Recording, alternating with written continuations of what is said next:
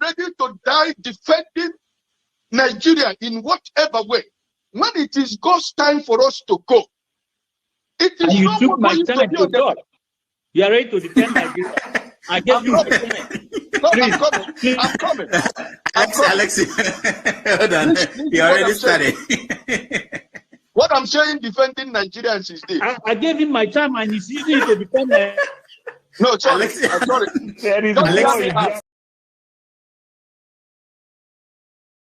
Thank you so much for watching. Thank you. Have you subscribed? Yes, you. Have you subscribed? You. Yeah, before you go, click. It's free. Click.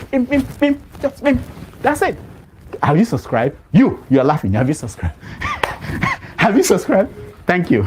Thank you. Okay. Children are born and put on a rubber stool. No, I tell people, Dr. Damages, you need to come, if you want to know the level of poverty in Nigeria, you need to enter the Nigerian hospital. You'll be walking at the doctor, sometimes you cry. Sometimes we use our money to give patients. So when people see doctors go on strike, I get mad. I had to leave. It's painful. You see a child that you're taking care of. After a few days, the child is retrogressing. The child is getting worse by the day because the drug you recommended, you prescribe for the child, they cannot take the child's prescription to the pharmacy. There is no money. They don't have money in their account. The little baby that is so fragile, you manage to take their blood sample. They cannot process the blood sample because the person at the lab said no, they don't have the money in their account. They will take my salary if I process this sample. So you watch the innocent baby retrogress. What do? You take our money from your pocket and give that parent, madam, please go and put in this account. Let me see this child get better. And we're here defending thieves because they give you $5,000, $1,000. What is $1,000? Children are born and put on plastic chairs in Nigeria. Are we not ashamed of ourselves? And we'll call Obi stingy. Let him be prudent and let us have functioning hospitals. Let us have good roads. Our people are dying. Children are dying by the day. I had somebody when I was in Calabar, and when I was still a medical student, the man I used to buy something from at Amarian Market, his child was born premature. Guess what? But the child was older than the other child that survived. Why did his child die? Because the child missed the last incubator that was available. The other child that was born that was weaker had the incubator. His child did not have any incubator. They had to wrap the child and put a lamp beside him. That child died. Oh. And you don't have the effrontery to come here and defend Tinubu Atiku. Oh no, it's so sad. It's so sad. You want to know poverty? Enter the hospitals of Nigeria. You don't know nothing.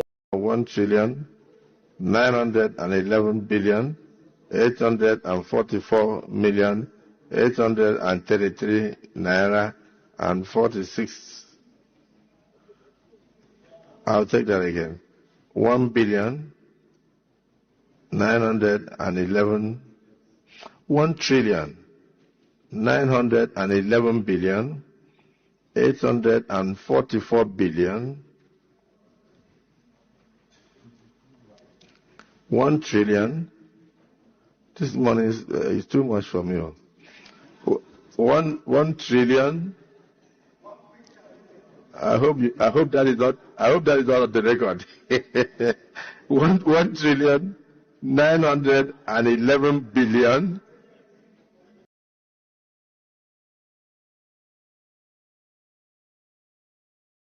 This will be the last time that a Labour governor will govern Abia State. I say it without missing word. The next governor of Abia State will be APC governor. Yeah, I say it without missing word. So we are friends, yes. We work together, yes.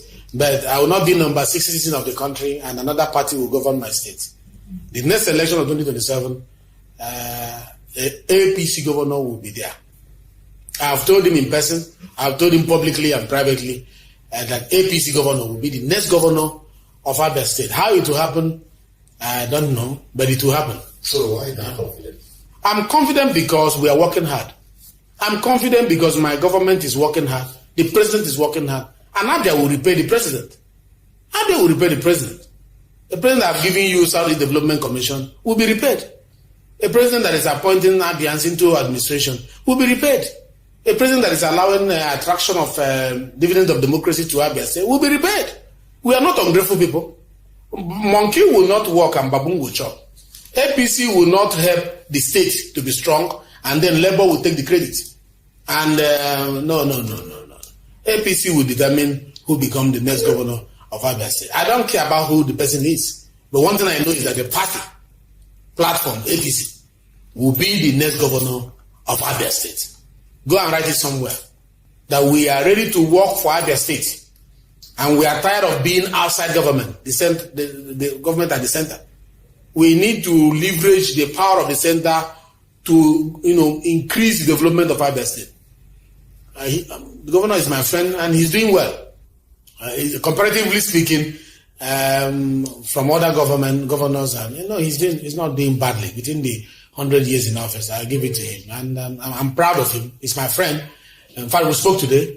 There's barely a day we don't speak, but the issue remains: we have to push for our party to take over the state. I mean, I owe Mr. President that, and I owe my party that's giving me number 6 position that, and I'm sure the governor knows that I owe my party that, and I'm sure the governor will do the right thing at the right time.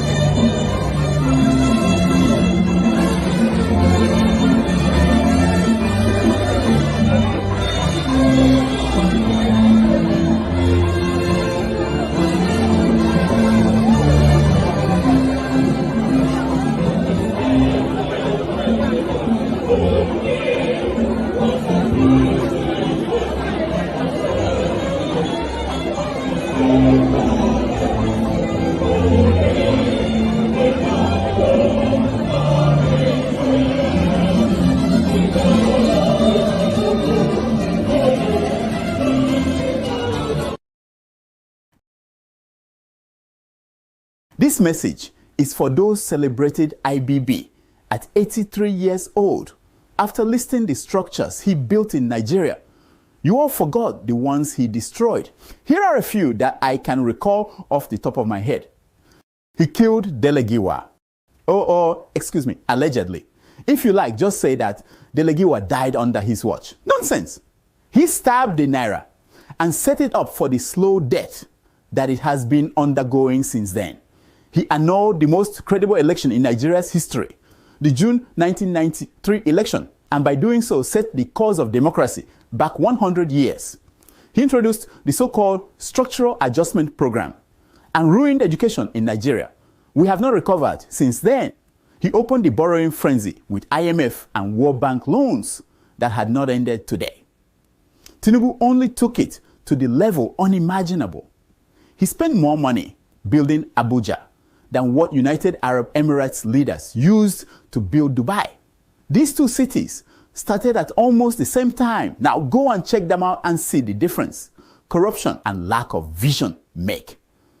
He squandered the $12 billion Gulf War oil windfall that is worth over $200 billion today. He killed his friend, Mamman Vatsa, for planning a coup, something he had been involved in since the days of General Aguiyi Ironsi. He added Nigeria as a member of the Organization of Islamic Countries and set the stage for the coming of Sharia law and Boko Haram. He was sent to the federal radio station in Lagos in 1976 to arrest his friend, Colonel Dimka, who planned and executed a coup, but he let Dimka escape, and some irrational people called him a hero. He set in motion the beginning of massive unemployment and falling wages in Nigeria due to his Western-backed economic policies that have continued till today. He supervised a massive explosion of clashes between Christians and Muslims in northern Nigeria that has metastasized today. He soiled the hands of activists like Tai Solarin, Beko Ransom Kuti, and Wole Soyinka, a template many leaders after him have copied and advanced. He used public intellectuals like Professor Omo Omoroye and made everyone look as corrupt as himself. That stigma stays on. When you hear people say that everyone has a price, it is thanks to Babangida.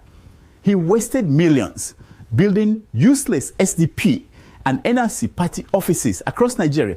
In his nonsense, little to the left and little to the right, social re-engineering. What are those buildings used for today? He led the coup that truncated the Second Republic and brought Buhari to power the first time. He is the grandfather of all the evil devastating Nigeria today. Only those too young to remember see any redeemable value in Ibrahim Badamasi the Babangida, the evil incarnate who misdiagnosed himself as an evil genius. If Babangida had not intervened in Nigeria, the country would have been 10 times better than what it is today. This is Dr. Damages, and I approve this message. I have nothing new to say. People are hungry. Let them die. It's their fault. Yeah, I'm supporting Tinubu 100%. You're supporting Tinubu? 100% to deal with Nigerians. Jeez. People like you. So that when next election comes, I will now see whether when people bring money, you will vote for them or you will do your conscience.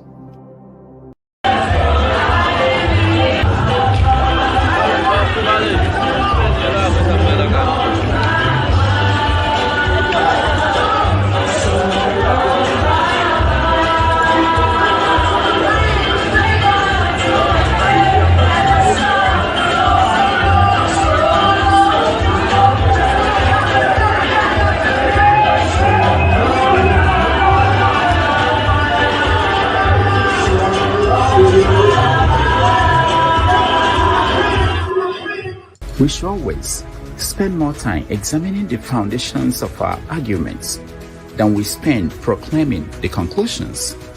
The reason is simple. When the basis of a claim is incorrect, the decision arrived at with those claims must also be false. And wrong decisions are almost always dangerous. Blessed are those who know how much they need to know before they know how little they know.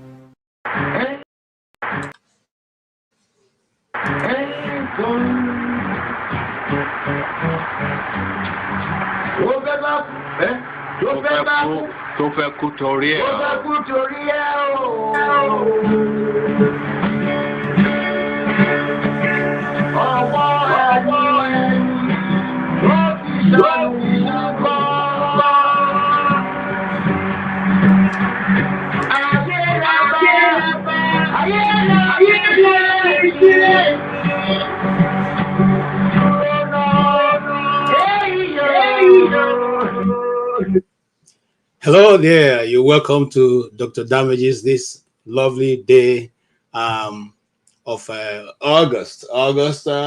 Yeah, the day seems to have run away from my head right now, but you're all welcome. The studio is full, and today we're going to have a very brilliant discussion from our panelists, both in the studio and outside of the studios. Yes, I want to go ahead and before even introducing the topics to say, if you are in the comments section, you are free to use the links to get into the backstage, and then we can invite you in to make your contribution. Every contribution is valuable. You are once again welcome to this going to be 3 hours of very heated up argument. It is your opinion. It is what you say. It is how you see it. It is what you think about it. Nobody can take that away from you. And you know what? You have the right to your free speech. as long as it's within the law, you can say it the way you feel it. And that's why we have we keep coming on every Saturday in this place to just make sure that people can air their view, vent it out, so that, because the more we judge you, the less we war. And that's one of the things that Dr. Damages have done through this program, and I want to thank him for it. Meanwhile, he's taking, like I said earlier, or like I've always said, he's writing the last chapters of his book. Once that book is ready, you're going to see him back here again, taking his place. But for today, you just have me to deal with, and I'm here, and we're going to all cruise together in this episode. And here I want to say one thing. We have introduced all manners of topic today. We're going to all deal together with, and you are free to come in. But before I go on to invite people into the stage, into the platform, I want to say this. First and foremost, many things have happened in Nigeria in the last 1 week. We have a new justice, chief justice of the Federation, and this time it's another lady. And this lady have a very good record, and this record we're going to examine as we go ahead to discuss. And we also know that we received with joy in our hearts. We were clinching the cups when the presidential jet arrived the tarmac of Abuja. And we are so pleased. In fact, since the planes arrived at Abuja, people living in Abuja are no longer hungry. In fact, food has become everywhere, and electricity has become abundant. People are even, in fact, everything has been going well.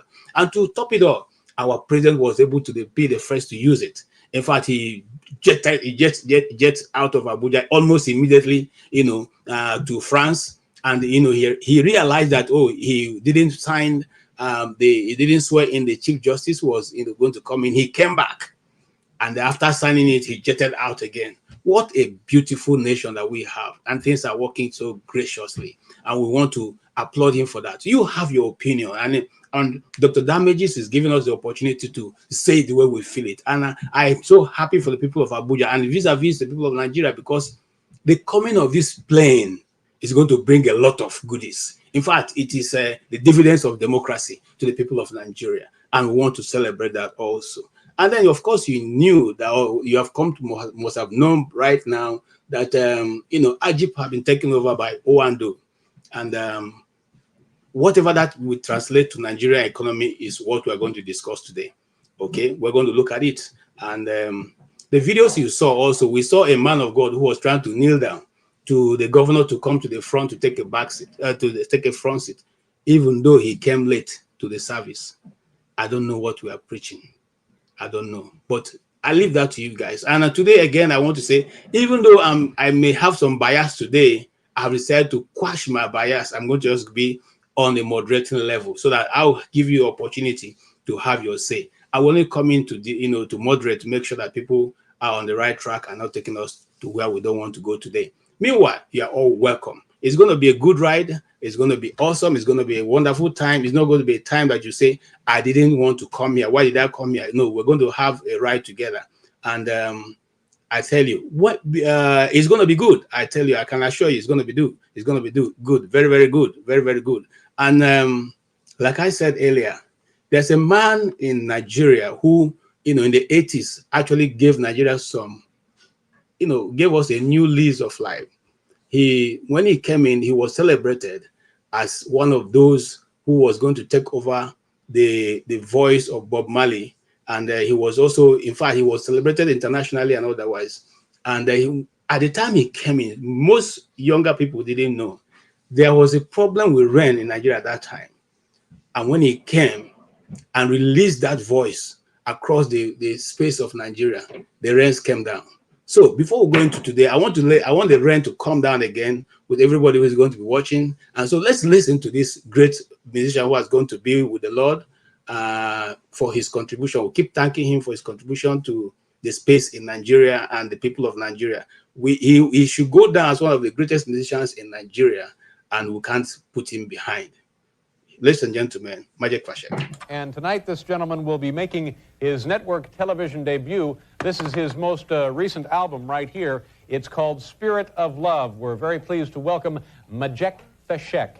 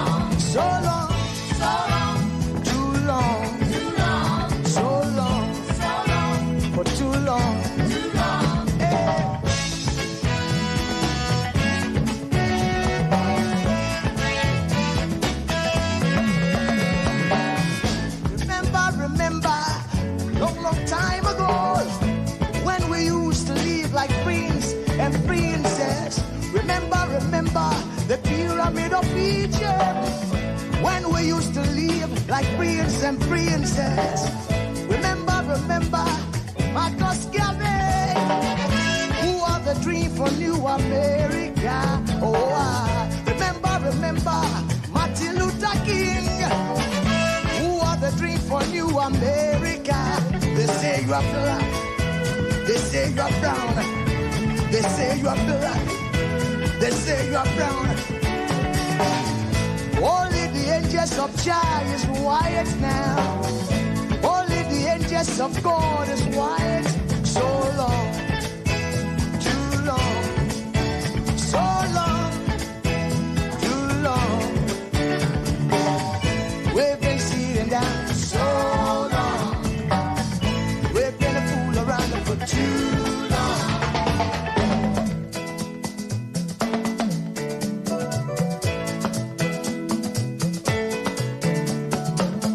Arise from your sleep, Africa.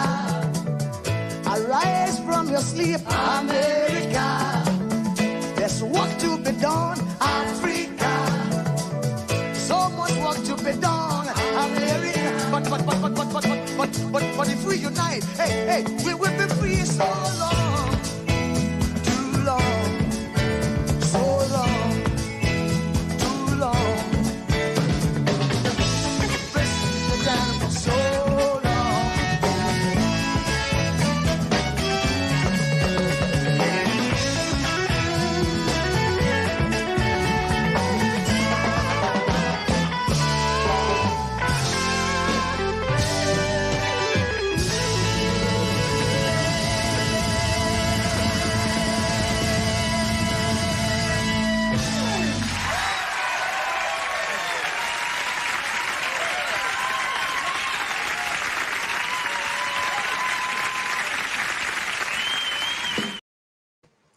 Yes, that was Majek Fashek, one of the greatest that ever lived in Nigeria. The likes of Majek Fashek those days made us to feel good about ourselves as Nigerians, made us to understand that we have the same thing, if not more than other people had outside of Nigeria. Majek Fashek wasn't living in the developed world, the first world, or whatever they call themselves. Majek Fashek was there with us, and he was able to match the very best, so much so that he was celebrated outside of Nigeria, even much more than Nigeria. This reminds me of the great musicians that have lived, and gone to be with the Lord. The likes of Sonny Okosu, who sang "Which Way Nigeria." Okay, and we are still asking questions many years after they have been on this platform and on this earth and asked that question. We are still asking the question, which way Nigeria? Which way are we going? Are we going to continuously to play second fiddle or third fiddle, as the case may be? Are we going to continuously to lag behind, as a nation that is supposed to be leading the black world into that vision that our elders, our forefathers saw? The vision of people like Kwame Nkrumah, the vision of people like Nnamdi Azikiwe, the vision of people like Bafemi Awolowo, the vision of people like Tafawa Balewa. Are we going to continuously to look behind? Instead of going forward, we are whining backwards with people who don't understand what power is supposed to be used for. It is time for us to wake up. It is time for us to wake up. And that's the purpose of this channel, to wake our brains up, to kick us back to thinking like a people who have something, great matters in our heads, people who can think and articulate and come to the place to help build our nation. I have never seen, and I've lived in this world for many Christmases. I've never seen any of the Western countries where the president wants to go on holiday and takes a ride to Africa. I've never seen it. I've never seen a place where the president, they become billionaires and they are investing their resources in Africa. I've never seen it. But I see African leaders who go to live in Europe, who go to live in France. They govern from France. They govern from London. They govern from America. I have never seen it. And they feel insulted when they tell them off. You know, who does that? If only people who do not have an understanding of what they have been called to do in power. That's the only reason why you invest. You steal your people's money, you go and invest in Europe. You put it in the banks there, and it creates employment for the people outside, while your youths and young ones are, languishing in squalor. And you call yourself a leader. You are not a leader, a thief, common thief, just like Jonathan used to say. These are thieves, okay? Until you people decide to become honorable, I have refused to call you anybody nothing. If you can feel comfortable pocketing 21 million or 29 million, as the case may be, and going to bed and sleeping while your neighbor, your closest neighbor, cannot even feed the family of 5, and you call yourself honorable. What's honorable about you? Nothing. You are a simple, common criminal. In fact, the person who doesn't even have to eat is better than you. Don't care what you drive. I want to know what drives you. What drives you as a human being? Do you have pity for your fellow countrymen? Do you think about them? Do you think about the future that you are creating for that country where you are stealing them dry? How long shall this continue? How long shall we continue in this friendship kind of? You make laws that to suit your friends and your cronies, not for the betterment of Nigeria. And you want us to call you honorable. What is honorable about you? Tell me what is honorable about you. Tell me what is excellent about you. That you buy cars made outside of Nigeria, that you ride an escalator, that you go to holidays on a yacht, that you go to holidays, you go to France to treat yourself, or England to treat yourself. That's what's honorable about you. No, the man living in the village who doesn't have anything to treat himself, who doesn't even have a dispensary to take care of his illness, is more honorable than you. He's living an honest life. He's living in his tattered clothes and his thatched houses. He's more honorable than you who sit in Abuja and continue to squander the money of the people. He's more honorable than you. And so I say so. KJ says so. More honorable. And I'll doff my cap for such people much more than you in your Escalade or in your Mercedes 500 or your G-Wagon, that you have not earned honestly, but have robbed the people to give yourself whatever life and comfort you have given yourself. Let me tell you something.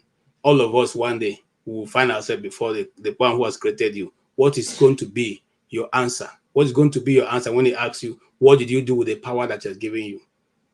It will be that you're able to build mansions in America, in Washington, D.C. It will be that you have been able to build your mansion in England or France. Wake up, man. Someday you have to answer for what you are doing to the people of Nigeria.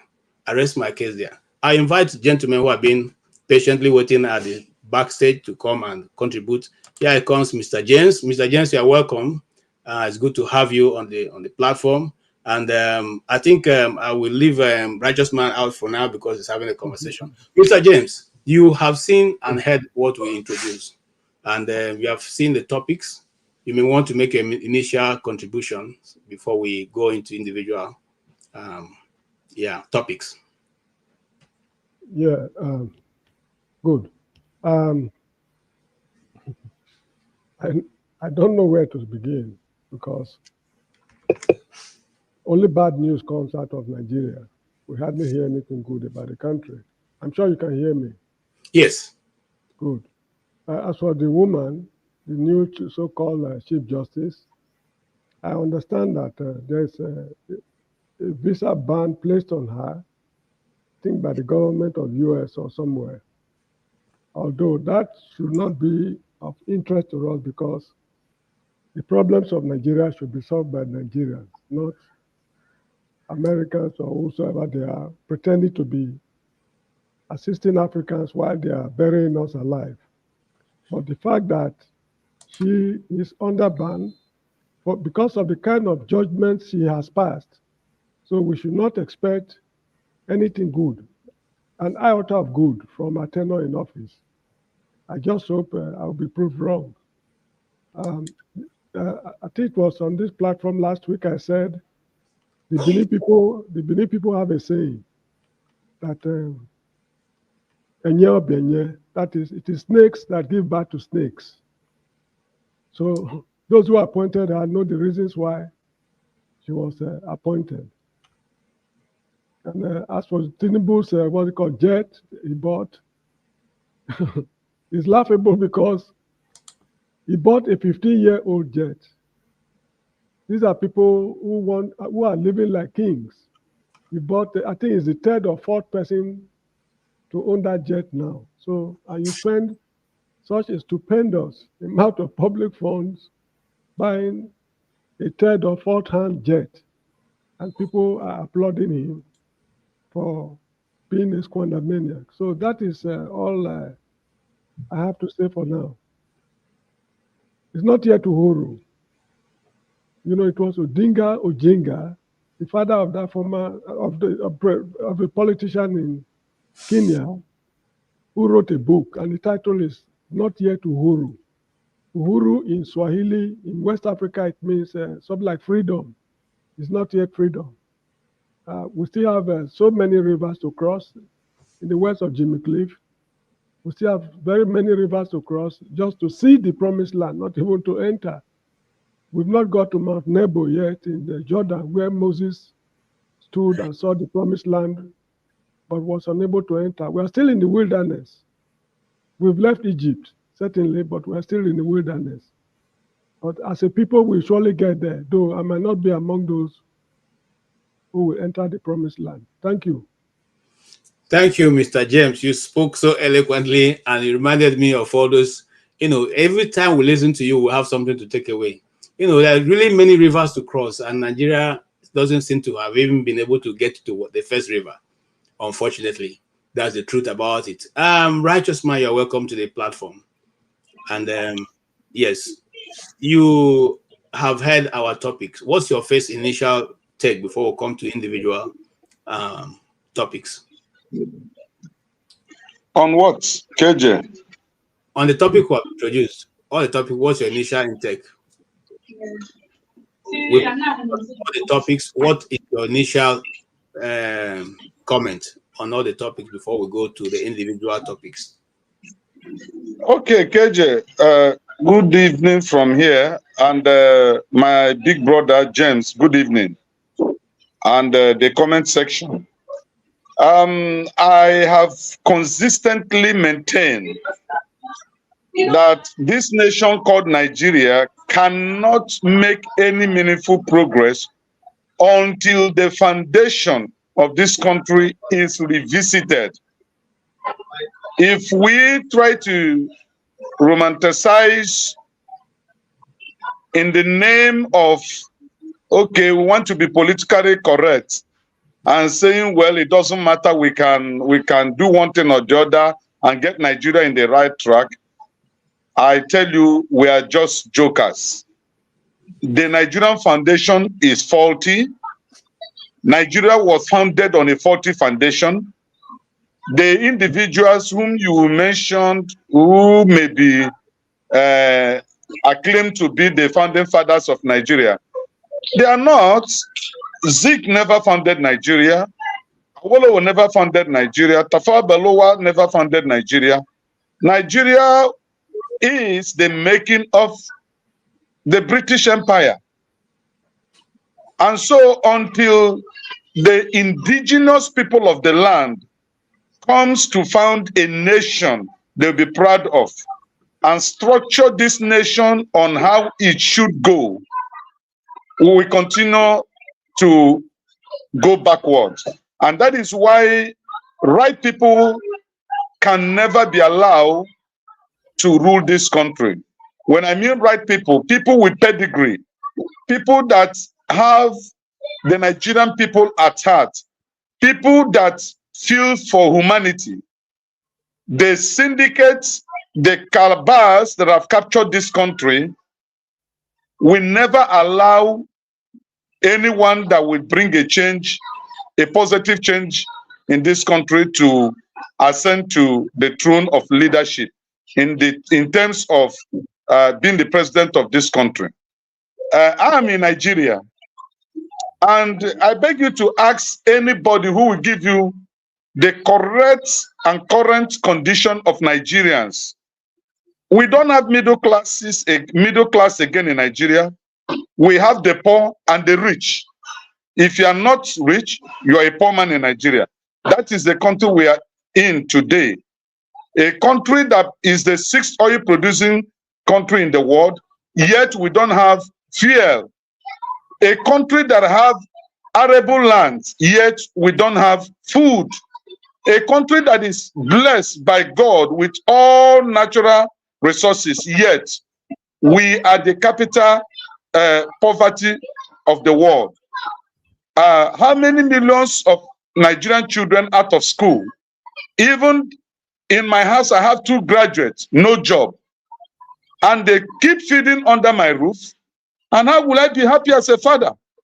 Not that they didn't do well in their university. They came out with excellent performances, but yet there is no job. And so Nigeria is bleeding, and we do hope that Nigerians will realize that we need to restructure this country to have the best of it. Thank you. Thank you so much for your input. Well, like we have seen, yes, Mr. Osita, if you stop, we will, if you can park, we'll get you in. We will not take you while you are driving. That's the part of the rules of the, but we'll see you. Thank you for also joining in. And we would like to also invite others, especially those who feel that the panelists are not doing justice to it, who are in the comment section. Please, here is the link once more. You can join us. We're not going to charge you money. It's free of charge. Come and give us your view from the point you feel we are not probably hitting the nail on the head. But if not, these people, they are airing their views, and that is their opinion. You have the right to come in and also air your own. Having said that, I want to again, thank you all for joining. I know that especially for Righteous Man who is in Nigeria, it is not easy to always be on this panel. You must be spending a lot of money because your own the way that data is counted in Nigeria, it beats my imagination. But that is the system. So we will, if we need to make a change, we must have to rise over and above these injustices we see and make a difference in it. Let us start right from the beginning. I am a bit worried where to start from, but I think maybe we should start from the oldest story. Let's watch this video and then we'll make through our comments to this message is for those celebrated IBB at 83 years old. After listing the structures he built in Nigeria, you all forgot the ones he destroyed. Here are a few that I can recall off the top of my head. He killed Delegiwa. Excuse me, allegedly.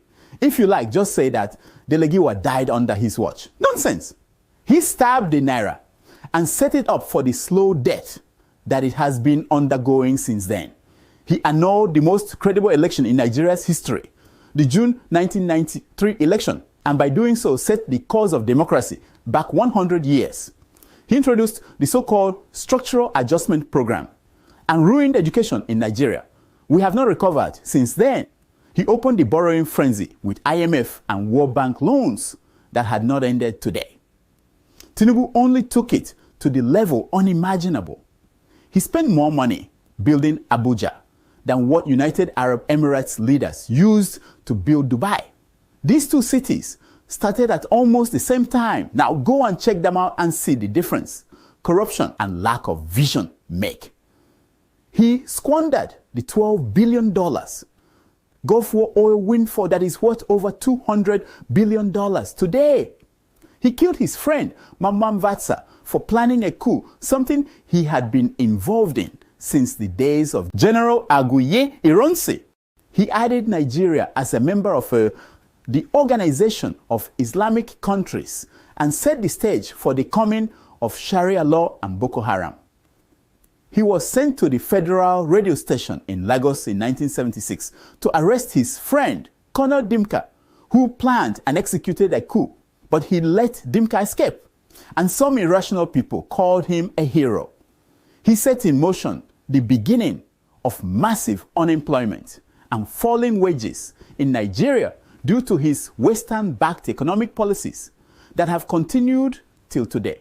He supervised a massive explosion of clashes between Christians and Muslims in northern Nigeria that has metastasized today.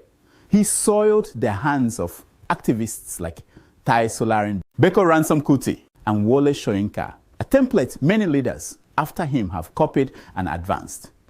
He used public intellectuals like Professor Omo Omoroye and made everyone look as corrupt as himself. That stigma stays on.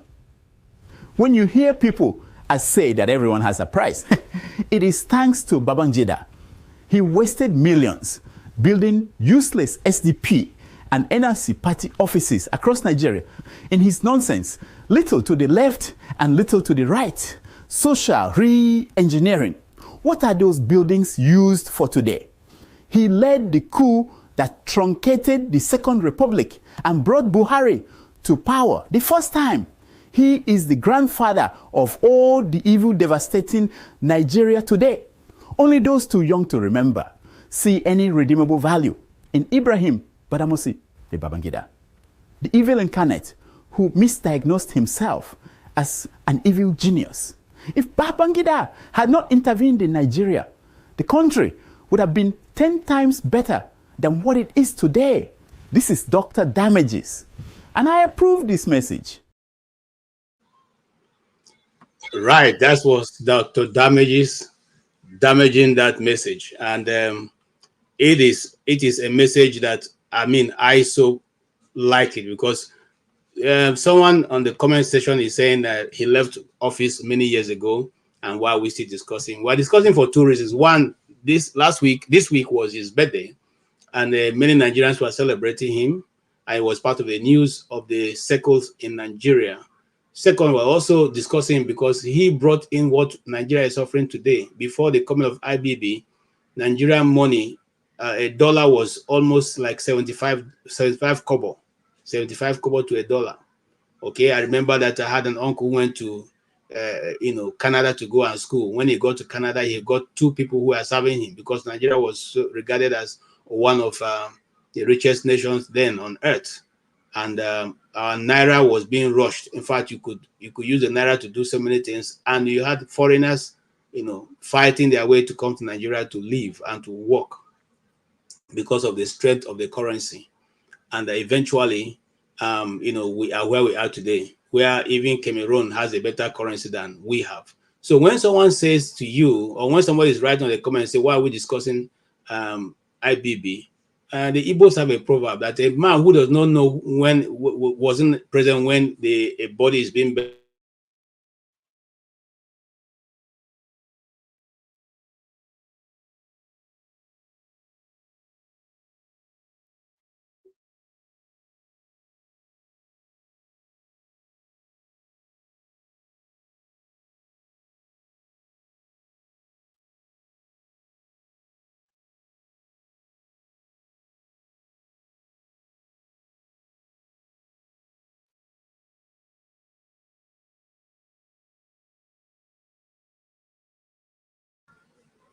Sorry, Mr. James, you can go ahead and make your comment. My internet seemed to be very funny this afternoon, but go ahead and make your comment, sir.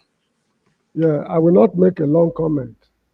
There is need for us to discuss this man from now till eternity because of one habit we've cultivated in Nigeria. Whenever we run into problems in Nigeria, we are of the habit of going to those who created the problems to look for solutions.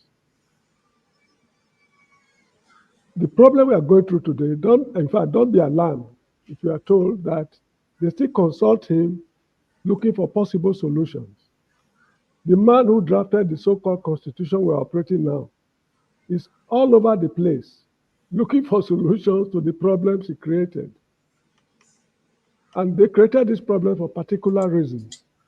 So it is good we know more about this guy and how they mismanage the country for future generations to learn from. If not, we keep on repeating the mistakes we've been making in the past. And unfortunately, most Nigerians will not even know more about, know enough of this guy, because I was told that history was not taught in schools for a very long time. I don't know if they've introduced it now. If they have introduced it, those who missed the opportunity, they've missed it for life. Because there are things they're supposed to have learned in their secondary school days, which they can no longer learn, and it's going to disturb them for the rest of their lives. Anyway, as far as I'm concerned, it's just a phase in the development of the country. Better days are coming. If the country will still remain as one, better days are coming. But I have some doubts. In fact, not some serious doubts if the corporate existence of the country can be guaranteed with time. Thank you very much. Thank you, Mr. James. I don't know if people on the comment section who are actually saying why are we discussing heard what that short clip was about. He said the money used in developing Abuja is more than the money used in developing Dubai. And you seem to gloss over that, saying why we're discussing IBB. So we must discuss him for a lot of reasons. These guys squandered money. You get what I mean? I remember vividly when they opened Lagos-Ibadan Expressway. It was Obasanjo, so who was in power, I can't remember. The length of the road they constructed was 170 kilometers. And they spent 170 million naira in those days. As you rightly pointed out, before he came to office, in fact, when I left secondary school in the 70s, it was 60 kobo to $1 US. This free fall of the currency started in his administration.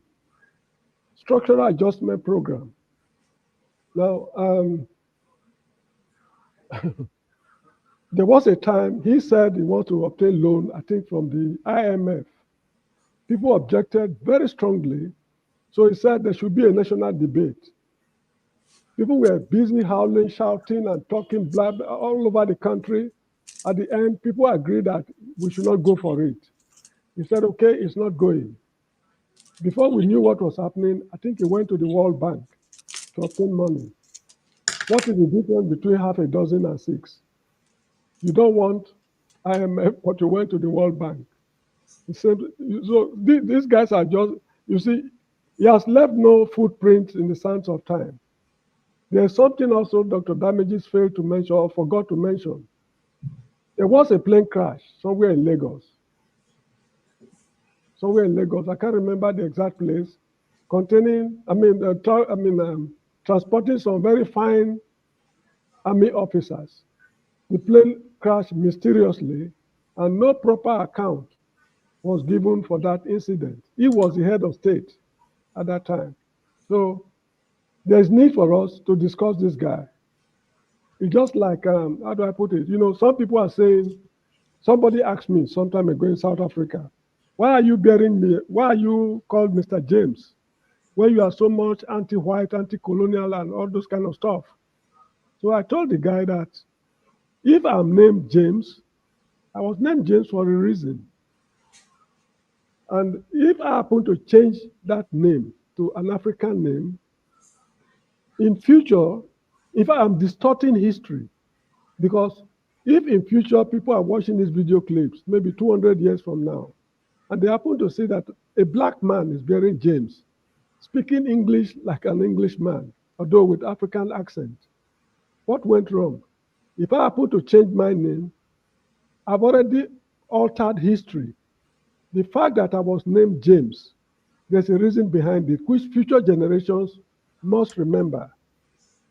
And I make sure I do not name my children, I make sure I give my children African names. But the fact that I've been called James, that fact should remain forever for future generations to learn from. Also, what Babangida and his likes did to the country should be properly documented for future generations to learn from. If you read European history, which I did in my A-level days, Europe since 1815, 1815, that was the Congress of Vienna. What the Europeans went through, in fact, a little before that, it was the rise of Napoleon Bonaparte and the Napoleonic Wars, the, Jacobean reign of terror. And quite a lot happened before 1815 Congress of Vienna, when they drew the present map of Europe. And what has been happening, these things are properly documented. They don't alter them at all. What Castelar of Britain said, Talleyrand of France, was this man who was in the US, I can't remember. What they said were well documented, and it is there for future generations to learn from, in order for the mistakes not to be repeated again. So there is need for us to go very close to this man, interview him, extract as much information as possible from him, know what was running through his mind, and these things should be well documented before eventually, before he will eventually pass away. So that is how I see it. Anyway, we should thank that person who asked the question, because there is need for us to let him know. Thank you. Thank you so much. And because at the time IBB was very celebrated, and I'll give you an example of what I know, because my secondary school was actually like a command secondary school. It was in 31 Airborne Brigade. I won't call the place. And in one of those times, we had friends who were junior officers, like lieutenants and second lieutenants, who were coming fresh from NDA. And the first thing that they told us, because I played a lot of basketball, and some of them were playing basketball with us in the officers' mess, and they said to them, we have not seen this, because once you land, you get a Passat. That's how you get a Passat, and if you're a major, you get a 504. The one that the 504 they call SR, and you get some money with it to fuel your car. So that was the first, vulcanization of the Nigerian army. Who asked anybody? It was during IBB's time. So these young boys, many of them, were everywhere with the Passat. The Passat became a very common car in Nigeria, and that SR car was also everywhere for majors and, second lieutenant all the way to colonels. So it depends on what your rank was, you get what is, the equivalent of that. It's never happened before in the Nigerian army. That was the first time. Okay. And that was to keep the boys in their places. So when you say you don't want to discuss IBB cannot be discussed, whether in his good part or his bad part. You cannot discuss Nigeria without discussing IBB and the role that IBB played. He played a good role. He played a very bad role. IBB himself called himself the evil, or rather a writer gave him the name Evil Genius, which was, we also have that guy on this platform who gave that title to him, and eventually adapted it as one of his titles, the Evil Genius. So I don't know who wants to say we shouldn't discuss Nigeria. Do you know that up to this moment, if you want, IBB is one of the houses, the powerhouses you have to go to when you want to be anything in Nigeria. When you want to run for the presidency, you have to go see IBB. So I don't know if you are being, if you're not being very economical with the truth, if you say we shouldn't discuss IBB. IBB is a phenomenon that needs to be discussed both for good and for bad. Those of us who want to praise him, you are free to praise him. Those of us who want to disagree with his policies, you are free to disagree with his policies. He also got Nigeria into the ICC, the International Conference for OIC, the OIC conference, which has constantly been a problem to Nigeria even to this moment. If you all remember history, you remember that was the place where they started having problem with Obitu Okiwe, who was his second in command at that time. Let us look back in history and tell ourselves the truth. Obitu Okiwe refused to say, look, even up to this moment, I can get you Obitu Okiwe's comment, right? Those of you who want to see it, I can put it on the comment right now. He says that he still refused to this moment that Nigeria should not be a member of the OIC. And as soon as he took that stand, he was quietly edged out of government. The truth remains, brothers who are in the comment section who may not know much about Nigerian history, these things played out right before us. I was a young man, but like I said, those days, we didn't have DSTV. We didn't have music TV. We had only the newspapers and the magazines to read as a form of entertainment. So we read everything that needs to be read. And we can discuss this topic of IBB. And IBB, let me say this, upfront. IBB was good people I know. Those who knew him, benefited from him. Whether that benefit they got was for the betterment of Nigeria or not, that is a second, a different kettle of fish. But for today, we are saying that some of the things he had done has kept Nigeria where it is. And I said before we started this program, I'm going to keep my biases to myself. If you feel strongly about what Mr. James is not representing what you think, please, the link is already published. Come up and then we'll discuss about that. Thank you, Mr. James. You made made a lot of impression on people's heart, in reminding us of what played out at that time. Can you talk a little bit on the IMF loan that was taken by Nigeria, and what was the reason? Because at that time, I remember my uncles discussing this issue. You know, the whole Nigeria refused that was not necessary, but they still went ahead. Why did they go ahead to take that loan, even though they knew that Nigeria could do without that loan? You know, it's very difficult to say because, you know, I'm not in government. I've never been in government, so I don't know what is running through their minds while in their, I don't know what's running through their minds. But what I think is this. I think during my high school days, I read something in a newspaper, maybe Daily Times, or I can't remember, about the plot of the Western countries to destabilize Nigeria. You know, when these half-baked, educated people find themselves in government, they look up to the white man as a source of salvation. So whatever they dictate to them, they are ready to do it. And not only that, majority of them, if not all of them, they have substantial substantial assets in Western countries. You will never hear that a Nigerian is banking money in Japan or Singapore, or Malaysia or Taiwan. It's always London, Paris, New York, you know, those kind of places.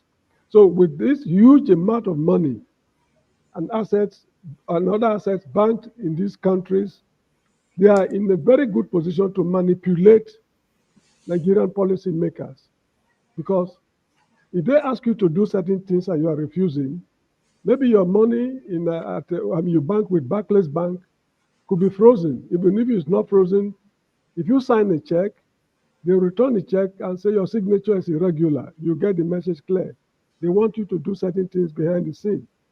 And this is one thing I'm also thinking of is happening to Mr. Tinubu today. Because of his record in the United States, these guys are squeezing his balls to his discomfort that he's doing a lot of things he would not have done if not for the way he lived his life in the past. So as for Babangida obtaining IMF loan, in the first place, why do we need loan? Somebody mentioned something about the windfall from a crude oil sales during Saddam Hussein's invasion of Kuwait. $4 billion. Good. Now, with that kind of money in those days, I don't mean to be, I don't want to insult the Christians or the religious people. With that kind of money, it will be possible for you to book appointment to see God. With that kind of money in your pocket. If Nigerians, if it was our wish to see God, which of course Moses could not see God. But if we had the urge to see God, with the kind of money the kind of money we had in our possession was so frightening to all African countries, even South Africa during the apartheid era. Because it was very frightening. So why should IMF dictate to us that we must obtain loan to do X, Y, Z? All these are traps they set on the way to plunge Nigeria into this terrible mess we are in today. And right now, they are busy selling the oil wells to obtain loans. So I just wonder who's going to pay back the loan. Should Nigeria break up tomorrow? Will the new republics honor these agreements? So these are things running through my mind. So it is good we get close to Babangida. Let him tell us what he did with the money, why he took the money, and why they did not. There are a lot of questions this man should answer. So that is just that. And one Mr. AB said we should not blame him for the plane crash. He was not the pilot. There is a story behind it. I do not have concrete empirical facts with me now. This is why I did not bother to go into the story. Now, if you have time, go to any of the any of the good libraries in Nigeria, if there are still any. Look for old newspapers during this time. You'll be able to read what actually went wrong with those military officers that were killed. I think the plane crashed somewhere in Lagos or Ogun, I can't remember. Near Lagos. Good, it crashed in Lagos. Something happened. Anyway, let me leave it at that because I don't have concrete empirical proof. Thank you, Mr. James. And those days, those of you who care to read, you will have known that there was a newspaper then called the Newswatch and Tell, and they carried those stories extensively. They even took pictures. The pictures that came from that crash plane showed that when the plane crashed, the people actually, most of them, if those survivors actually died of suffocation. But I don't want to go into that, just like Mr. James have said, because we have a good coverage of that which happened in that place. The C-130, which was the plane that was crashed, has the ability to sail. That is, in other words, the belly is in such a way, it's made such a way that it should not be able to burst when it crashes. But like I said, that's a story for another day. And then the same AB who is asking this question is talking about that gift of cars are welfare for the armed forces. My brother, and you're talking about how many Nigerians died in Sierra Leone and Liberia. I had a friend who died there. His name was Lieutenant Sonny Ewa. I can tell you his name. You can go check it out. So you can't tell me a story of Liberia. I, as a journalist, did this cover-up of stories in Liberia. So please, some of you just come and throw these things in. You think we just sit here to talk about these things? Okay. Look, Mr. KJ, I was in Liberia, I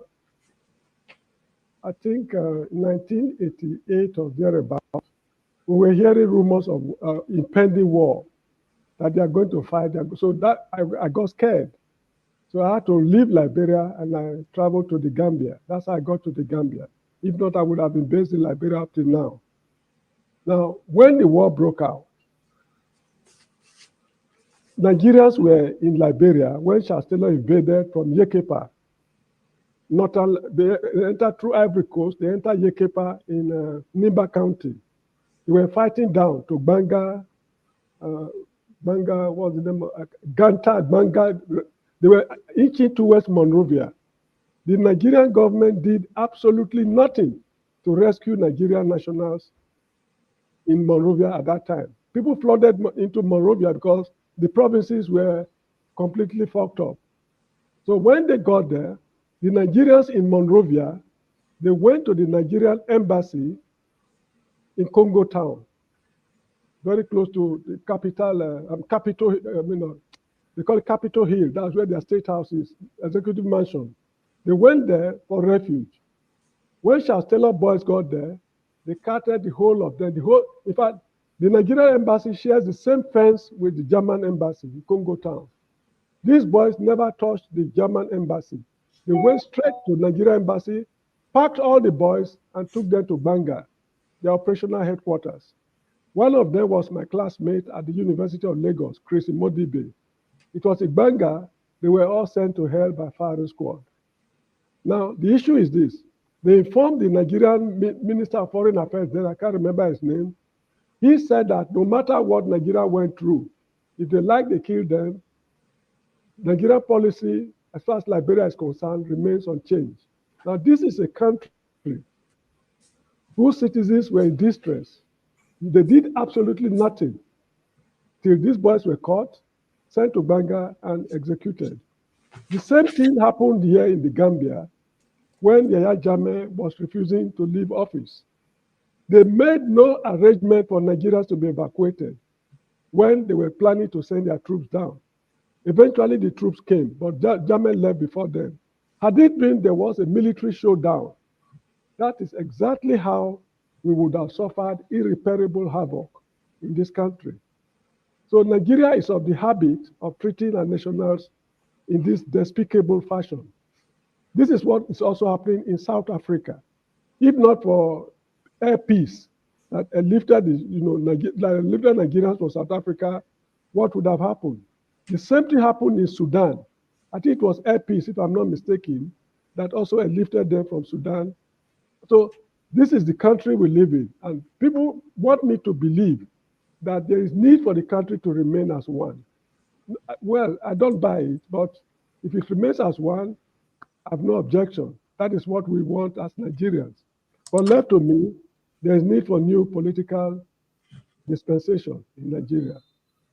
Okay, thank you, Mr. James, and thank you, AB. I thank you so much. I wish you can come on, stay on this platform, so we can have a very, robust discussion. But I want to say this: I didn't say that so that we cannot discuss about it. I'm just simply letting you know that I have not secondhand, not from stories I read.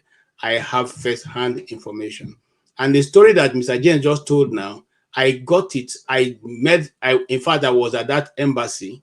Okay, we had our story. Our source was a Nigerian who was known by everybody, including Charles Taylor. His name is Ojimba. I will skip his second name. He told us this story of what happened in the Nigerian embassy, right in front of the Nigerian embassy in Liberia, where they refused to open their gates to the Nigerian people. And eventually, people were Nigerians. I don't want to use the word, okay? But Nigerians were totally, from that point, they went to meet their Heavenly Father. Eventually, when the civil disturbance got to a point. So what am I saying? A day we will choose to discuss about the Nigerian embassies and their actions against Nigeria outside of Nigeria. Then we can talk about that, because I have videos and I have that information. But we're not telling you not to discuss. We are simply saying, when you're going to mention about what IBB did in the army, we're not saying that he didn't do good things, but we're saying that some of the things he did brought about the downward spiral of Nigeria and every other institution in Nigeria. You can take it or you can leave it. That is the truth. It is in the history books. It is in the annals of history of Nigeria. Nobody can change it. You can't change it. I can't change it. I can't even spin it, because these things are well documented. Yes, Mr. James. Yeah, Mr. Triumph is saying that the government is not the one that sent them there. I do not know what to tell him in response, because of all the countries of the world, I do not know of any where the nationals do not go out. Even the Americans, here in the Gambia, they have buildings along the tourist development area. They are buying properties here. If you go to Kuwait, there are a lot of Americans, in fact, the whole of the Middle East. All the places I've been to, I've come across citizens from different countries. So if Nigerians are going out, it's nothing abnormal. You get the point? Now, if let's say an American gets into a problem in Nigeria, for example, and he's being maltreated, will the American government say, oh, we never sent him to Nigeria, that is his cup of tea? It doesn't work like that. If it is not the Nigerian government that sent them there, what about remittances from abroad? When they remit money from Monrovia to Nigeria, you collect it and add it to your national budget, remittances from abroad. The people bringing the money from abroad, when they run into problems, you don't even bother to come to their... I mean, what will it take the Nigerian government to make arrangements to lift their citizens? When they invaded Monrovia, the U.S. Embassy lifted a lot of Africans and Americans as well, because they brought their plane to lift their people. There was some vacancy in the plane. Nationals of other countries entered. They lifted them to neighboring countries, like Sierra Leone and Ivory Coast, before they took their nationals to the United States. So we cannot exonerate Nigerian government from this kind of action. We should call a spade a spade. We have suffered it. What can we do to stop future Nigerians from suffering this kind of despicable treatment? This is what we should be thinking about. It's not the Nigerian government. No, to me, this is laughable. Anyway, thank you, Mr. Triumph, for raising the issue, because a number of people also have this kind of questions in mind. Thank you so much. And it's been a robust one. Let's make traction. Yes, the other topic we want to discuss, even though IBB, we can take IBB story from now till, you can't exhaust IBB, both on the good side and on the bad side. Yeah, somebody said earlier that IBB, but IBB gave his wife gave you people Delta State. What is that to national development?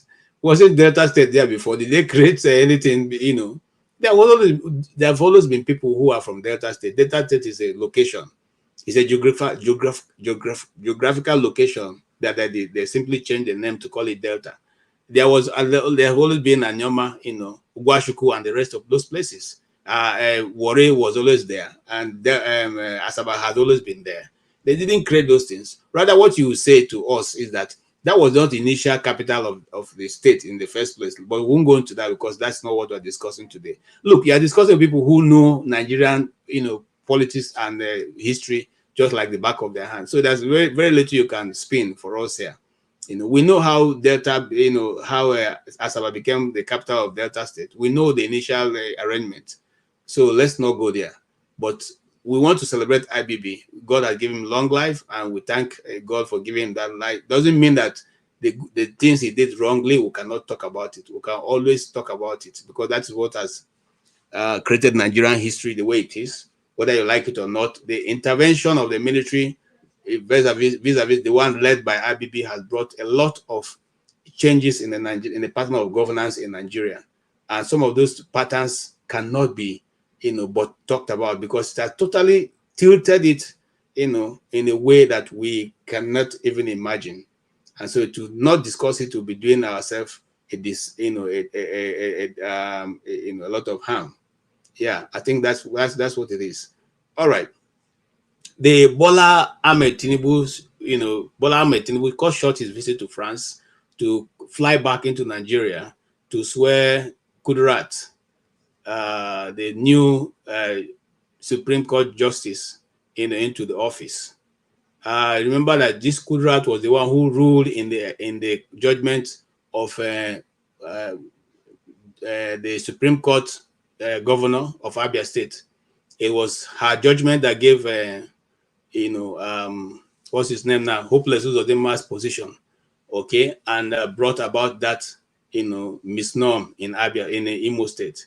Now, she had now been promoted to become the overall justice in Nigeria. In other words, any other case coming to the Supreme Court, will be it before now or 2027, will end up in her table. What does that portray to the justice system in Nigeria? Do you see the ordinary man getting justice in any form or shape? Do you think that Nigeria again will be able to rise above this, kangaroo course that we've seen in the? Is there going to be hope? Will the judiciary continue to be the last hope of the ordinary man? What do you say, Mr. James? Do you think that the ordinary man has no more hope now, since it has become this lady who have come to the the pinnacle of the justice system in Nigeria? The ordinary man has always been hopeless. According to Mr. Paul of Arizona, he said, "Blessed are the hopeless, for they shall not be disappointed." So that is how I see it. We are not expecting anything good from her. So if she's dishing out laughable judgments, we will not be disappointed, because blessed are the hopeless, because they will never be disappointed. That is how I see it. This very woman, from what I'm hearing, there's a visa ban placed on her by the US government for the kind of judgments she has passed. I cannot recall them offhand, but she has been part of those who delivered laughable judgments in election-related matters in Nigeria. And to the US government, such a person should not come to their country for reasons best known to them. As I said earlier on, this is not an American problem, it's a Nigerian problem. But I just want people to know that there's a visa ban placed on her. I think this man, what's his name? Abubakar Atiku also had a problem like that in the past, because he had some dealings with one, Thomas Jefferson. I think it was Thomas Jefferson, if I'm not mistaken. There were some funny deals they were involved in. You can check it on the internet if you like. I think it's Thomas Jefferson. Anyway, I'll let you know later on. Now, anyway, that is their problem. It's an American problem. But for us in Nigeria, I mean, this shows that the government is not willing to turn a new leaf. Because despite the bad governance demonstration that has taken place, one would have expected somebody like Mr. Tinubu to turn a new leaf, to show that they really mean to transform the country. But they are not showing any sign of repentance.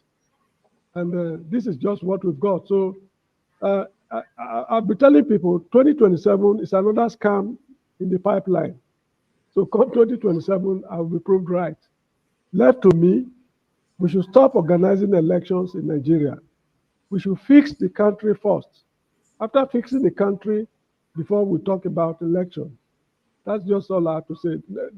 Nothing good will ever come out of Babylon, according to the Rastafarians. Thank you so much. You make a lot of sense there. Welcome, the Ego Air. And you have heard what Mr. James have said. I want to put this question to you. If you are in the position of Shetima, with the vice president now of Tinubu, and you have seen how he has been able to successfully manipulate every system. When it comes to your turn, are you going to change the system? One is that Ogajes has said it before when he said it, is it in Edo language, that snake will never give a bed to another apart from snake. So snake always go one-on-one with snake. So for Tinubu to choose Shetima, it's same people that flocks the same way. That's the truth about it. So there will be no difference between Shetima and Tinubu. Rather, Shetima will keep the ground running. That's the truth about it. Because one thing I found out in this country called Nigeria is that if you are the type that comes to do the better thing for Nigeria, they will do everything possible to frustrate you, so that good thing will not happen, so that good thing will not take place in Nigeria. That's the problem we have in Nigeria. It's not yesterday, the Tinubus were in New CJ. A woman that stands to see somebody that become fourth in an election and make him number one. Then what do you expect that is going to deliver? I have said it yesterday that what Tinubu is doing right now is preparing 2027. That's why this stupid man in Agip State, number 6 man, said that as long as he is concerned that a Labour Party or any other party will not rule Agip State apart from APC. What does he really expect him to say? Because they have fortified everywhere. The fact Nigeria is a captured nation. APC determine what happened. That's why they put CDN, that woman. Then what is that woman doing now? Tomorrow, all the whole justice system, she will be the one to determine what happened. That's how Nigeria is being run. So for me to be a Shetima, the only thing that the agreement will be set to there, Shetima, you know what he did, you know the damage he did. He want to continue as the president, yes. You keep the ground running as I'm running. If you said no, they choose another person. Within themselves, they know. That based on what they said in IBB, somebody was was writing that is it IBB, the pilot that is driving the flight that caused the thing. In my own family, somebody from my own family is the one of the people that escaped that plane crash. My own family, one of my in-laws, Colonel Puta. He escaped it. What makes him to escape? The hand of God is upon his life. Out of anger that he left his seat. Somebody that was sitting just went to ease himself. And when he came back, another person, another major have sitting. So he told him, no, this is like this is where I'm sitting. The man said, no, as long as your name is not written here, he just left the place. On his way back to his house, that he had a plane have a plane crash. I'm an eyewitness. The man retired. He's a medical doctor in the military. He retired immediately. So the problem of Nigeria that we refuse to tell ourselves the truth. That's why they remove history. Your history would have taken these people, like somebody like AB, don't know the history of Nigeria. But if you know the history of Nigeria and know the kind of damage the military done in Nigeria, I don't think he will be there defending IBB. Why did fella say international thief? Though the time of IBB, I was very small. At that time, I was being in primary school. Yeah, when they talk about primary, I think it's a junior primary. But I know I'm used to hear everything. Everybody used to cry. IBB have killed us. IBB have killed us. And we know if somebody give you 5 kobo, then you know the worth of 5 kobo. I could remember when they sent me to go and buy Gary, 5 kobo, I used to buy Gary. And come back. And every family eat it, I have stay remain at home. So the most problem we have in Nigeria that what is his name? Shetima and Tinubu come to hit the ground running so that the damage will be done more. But let me tell you the truth, for Nigeria to become good, we have to stand and tell ourselves the truth. The truth is that these people, they did wrong. These people, they did not do it right. Then we will begin to look for a solution. We had to get the solution of Nigeria. But as long as we refuse to tell ourselves the truth, there's no way we get the truth, we get solution for what is happening in Nigeria. If IBB did wrong, call IBB, say IBB, he did wrong so and so place. Abacha, he did wrong. Buhari, he did wrong. Everybody will know that this is where I did wrong. Then after giving, telling everybody their own wrong, then we come to the table. Okay, since we found out this is the mistake that we made, okay, how do we progress? All right. Thank you, Ego. Thank you, Ego. And I want to remind those. Sometimes when we discuss these issues, they think we are just playing about it. If you have not had the opportunity of seeing what went on in Imo State, please watch this short clip. This is what we know. The man that was declared winner is the APC candidate and the governor of Imo State. He got a re-election and he won that election as declared by INEC. But this is what we do know. 29.4% as a voter turnout. But what did you find out at the attendance center when you dug into the result and you found out what exactly really happened in that election? So go to the next slide. So these are the key data from INEC and also from the Freedom of Information request. So against the 771,000 voters that was made to call the result, the Beavers only accredited 541,000 voters. Officially, on the day of election? On the day of election. 541,000. That's was what they accredited by the Beavers. And on the EC8A. Okay, even with that short clip, you can see the magnitude of the difference where the Supreme Court justice got the rest of the case to add it up and declare him winner is still an enigma to all of us. And so when we're talking about this, we're not just beating about the bush, because there's empirical record to show that these things have been done at their own very glaring eyes, and nobody is taking account, nobody is being held accountable to it. And to make it worse, the same person who gave this judgment or the people who are giving this judgment have now been alleviated to a point where they can now sit and superintend over the affairs of the rest of courts in Nigeria. Do you think there's still justice for the ordinary man, Mr. Igu? In terms of justice, KJ, if I'm saying something, I'm saying it because this is my experience. I said it in the platform before, and I have to say it again. I come from a background that is popularly known as a background of lawyers, legal background. So when you are discussing with them, because you are a relative, you are inside, you are the same surname with them, same brother and sister with them, they will tell you the truth. What is the truth?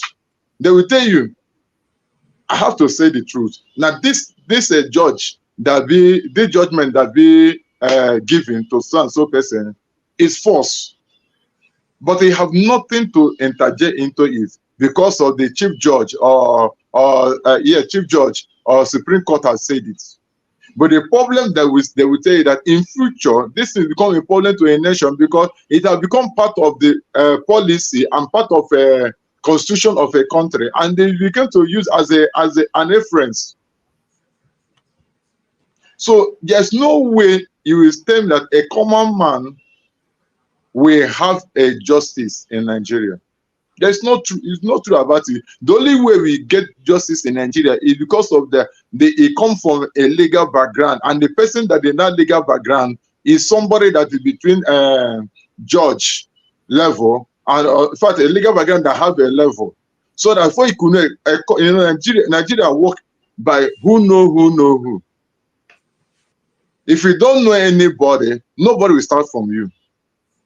But if you come in a background that who know who. Now what do is you put a call. Now this person belongs to me. This person is my brother. This person is my sister. Now because of because they know themselves, they will know how to handle everything. That's what sometimes a judge will come out and look at the matter and allow the matter to last 5 years. They have a reason for allowing the matter to last 5 years, because there's something that when they give the judgment, it may cause a havoc. They just leave it and forget about the file. So as long as Nigeria is concerned, Constitution of Nigeria and Justice of Nigeria are made for the rich ones, not for the poor man. Okay. No matter whatever they think, not for the poor man. The law of Nigeria works for only poor man. It does not work for rich men, rich politicians. For instance, see what is happening in Kano. I don't know whether KG had it 2 days ago or 3 days ago. A lorry truck that carried beer, alcohol, was passing through Kano. Not that you want to offload in Kano, just passing through Kano. This Sharia law task force of police, I don't know what they used to call it, Hizbah. They stopped them halfway. The driver ran for his life. They seized the vehicle and destroy everything. But this the same people, Ganduje, is the one caught on camera. They do not do anything. They want to do justice. But they benefit from the tax that all these breweries are paying to Nigeria. They benefit from the tax they are getting for alcohol. Why don't you say that anything concerning alcohol, we don't need any tax from it? Let's tell ourselves the truth. Justice system of Nigeria have become like education of Nigeria. Okay, thank you so much. Let's make traction. Let's move on.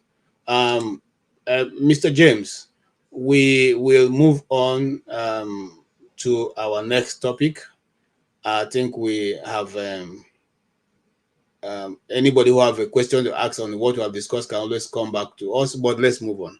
Now, I'm going to play this clip, and then, I didn't want to play the clip because Mr. James has told us, but I have Ego here, who is, I believe, is also in this domain, and probably will have a different view from Mr. James. So let's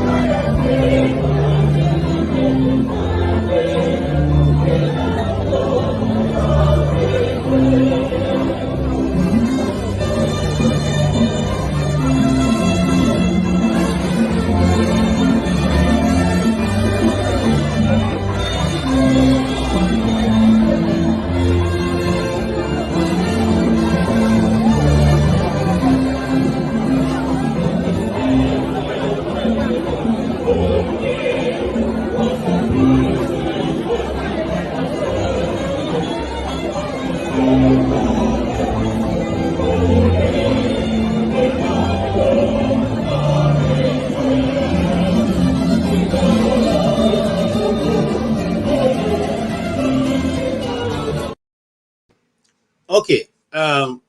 Thank you, Mr. James, for staying in there. That was a clip from an Anglican church, I suppose. The pastor was urging the governor who came late for a service, or maybe who he didn't see before the service started, and he had refused to go and take the official chair in the front as a big man in the church. And the pastor came to beg him to go to the front, and he continuously to refuse to go to the front, and the pastor had to kneel down to beg him to go to the front. Mr. James, what do you think of that clip?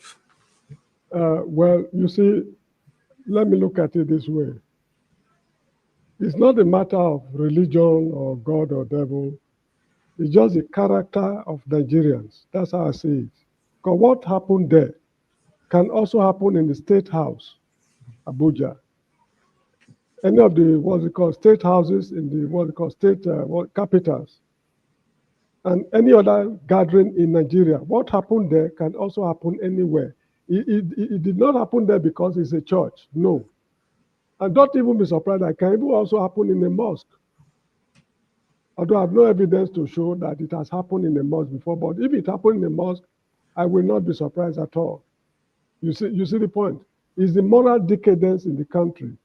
Because the way I say it is this: a house of God, the rules that govern there are not all that, it's not exactly the same thing as what is governing people outside the house of God.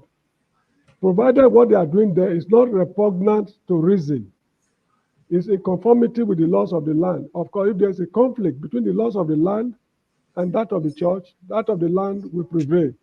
But what is happening there is just simply laughable.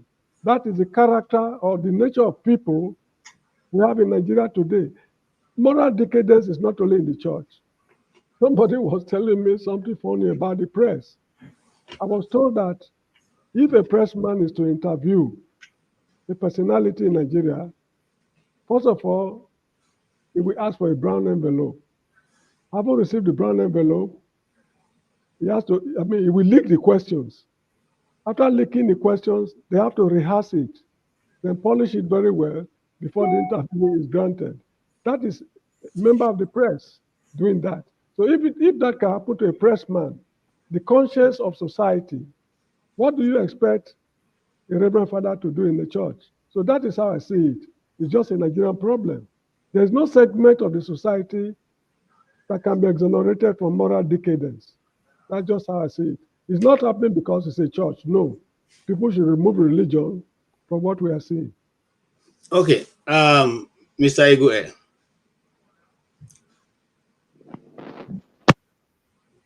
So unfortunately, I didn't watch that clip.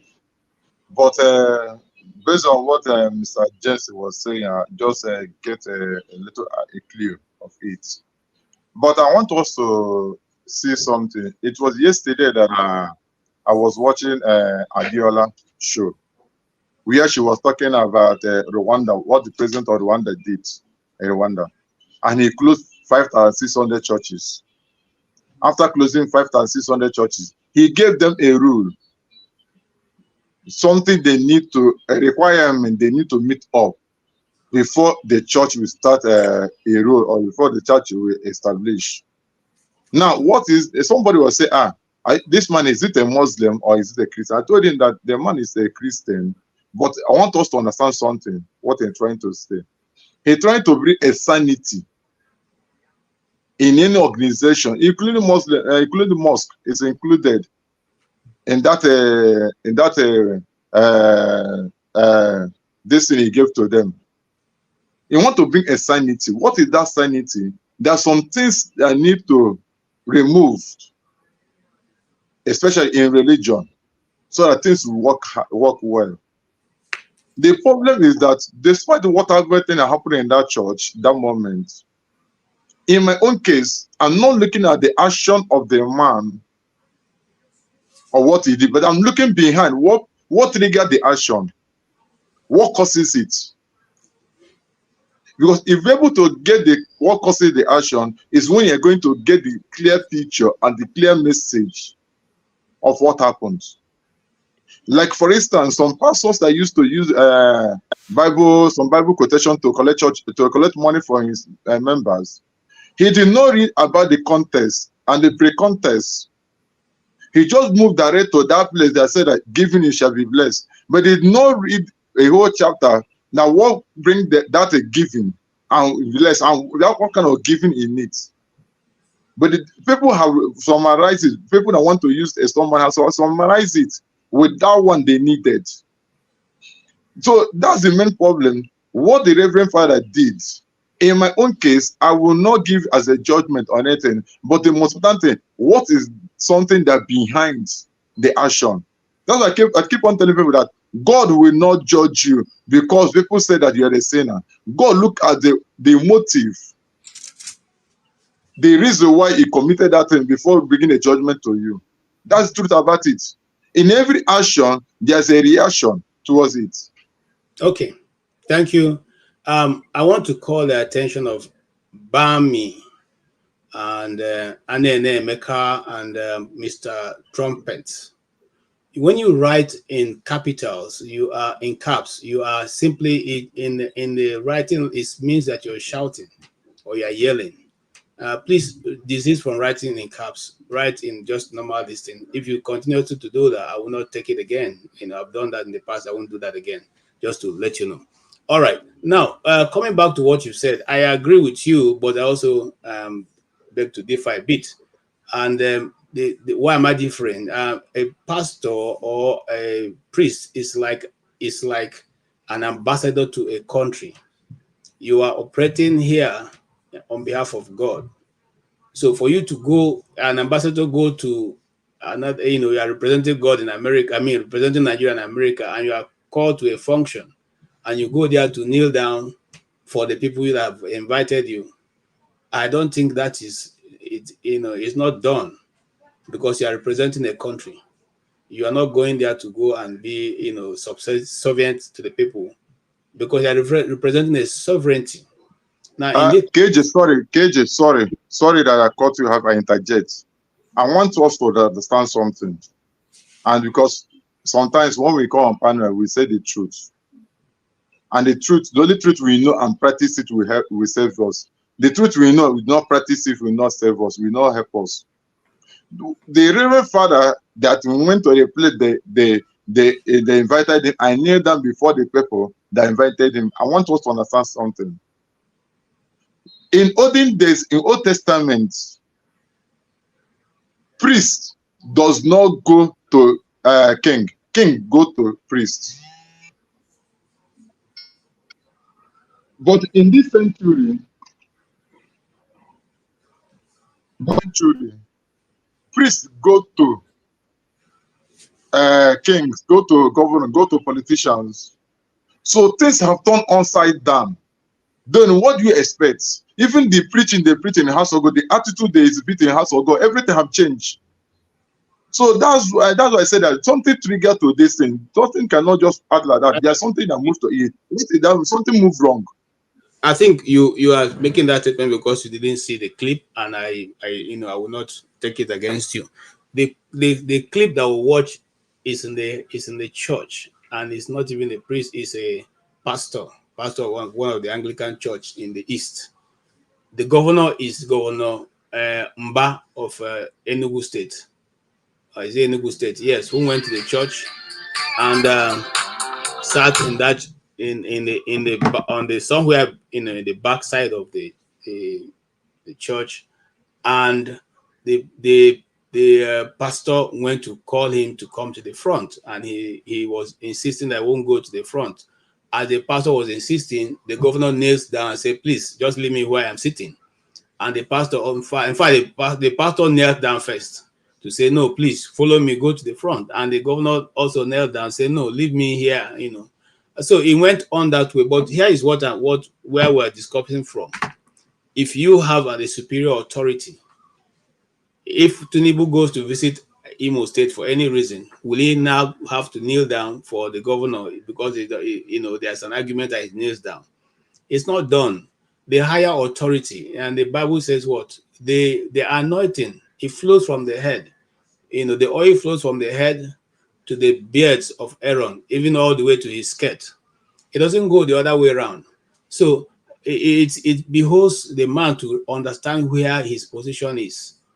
Even in the house of God, I don't think that once the service starts, that you should invite anybody, no matter what his position is, who came late and had to come to the front to sit. It doesn't happen that way.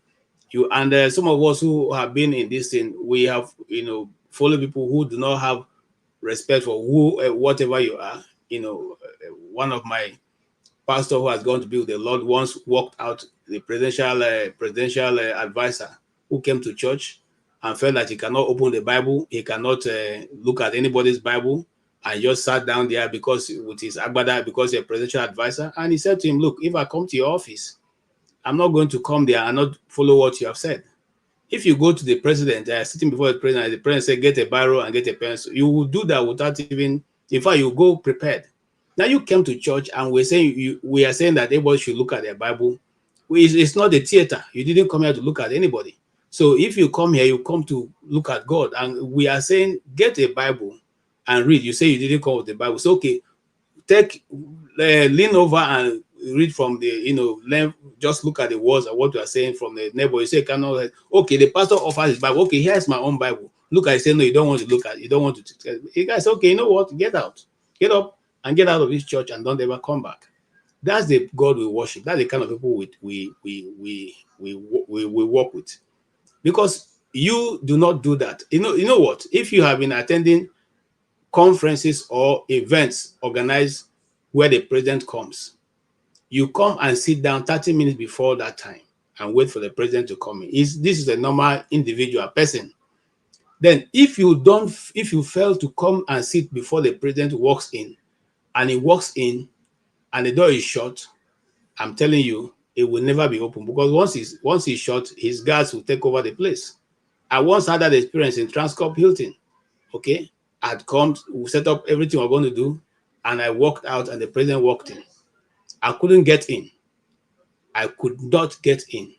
They had to look for the what they call it, the chief of the security, who came, and then they looked at my ID. They asked me what's the reason, why did you do this? They had to wait to smuggle me in through the technical door, and the man had to go with me to ask his people to open for me to go in through the technical door. Through the technical door. This is a normal human being. This is a human being.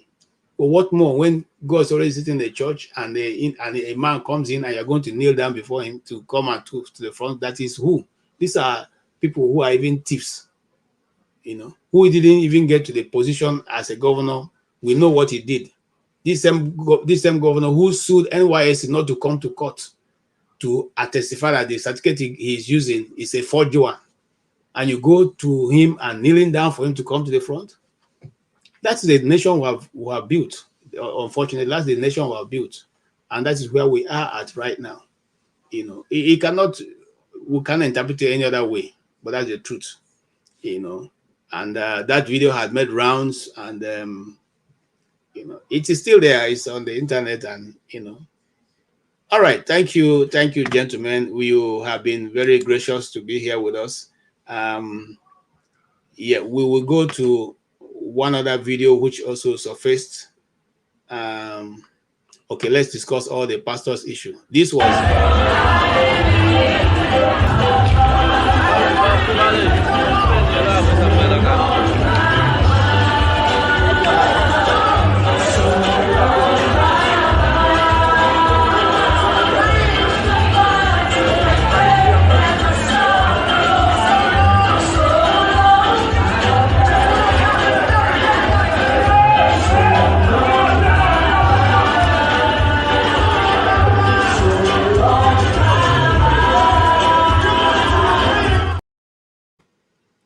okay.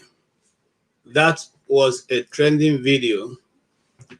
The man that you saw there was using Coke, Fanta, Sprite, or whatever he was using to help cleanse his members. I don't know whether to cleanse them of poverty. I don't know whether to cleanse them of evil spirit. I don't know whether to cleanse them of their ancestral line. But that is what we see. And somebody is asking the question. Say, I wonder how some people will defend religion, which is a weapon of mass brainwashing and criticizing the politicians. It beats my imagination. Well, my response to you, Ejike, which is my grandfather's name, is this. We are not here to defend religion. We're not here to defend any religion. As a matter of fact, why we are showing this, to show that people need to think. The Bible says what? God himself was speaking. I said to you, come, let us reason together. He didn't say you should come and leave your brain outside. He said, come, let's reason together. Bring your best argument and come forward. Let's reason together. It's not an imposition. Being a pastor over a people, it does not give you the authority over their life. You didn't take the position of God over their life. God still has to be God over them. So when you make such a statement, I think you are being a bit, economical with the truth. And this platform obviously is not promoting any religion, be it whichever one that you worship or you follow. We're simply saying certain things are not allowed and they're not found in the Holy Scriptures, in the Bible. And such thing that you just seen now is one of those things that are not found anywhere. And if certainly I was a member of that church, which I cannot be, but I will not take part in that. So, Mr. James, you have seen that. And those of us who are Christians do not see it as a bashing of the Christianity or that the followers of Christ. No, Christ is very explicit in what he wants you to do and otherwise. The only reason why we are portraying this is to let people know that certain things are done which is not in line with what you have been told, what Christ have taught you. And so that is where I leave it. But Mr. James, your take on that video. Yeah, what the Bible says and what the church says are not necessarily the same thing. Different churches have got different rituals. For example, the Roman Catholics, if I'm correct, they virtually or more or less worship the Virgin Mary. Other churches don't do that. Some churches, when they want to baptize their, what they call new converts or so, they go to the river, like these cherubim and seraphim people, to do their baptism.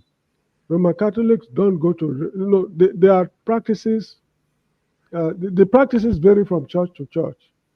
Probably, this is just a practice in that particular church. But again, the government is there to regulate a number of things in society. If there is a law, which we now call 419, criminalizing obtaining money through false pretext from anybody, there is need for government to also, infiltrate these churches to find out exactly what is going on. One unfortunate thing about the Secret Service in Nigeria is that they are not living up to expectation. They are just there to harass people. There is nothing wrong if members of the Nigerian intelligence network should send members to that, to their what we call officials to that church. They become converted members, undercover agents. They dig into what is going on in the church and submit a report to government. Then they go back to their place of work. They cease to be members of that church.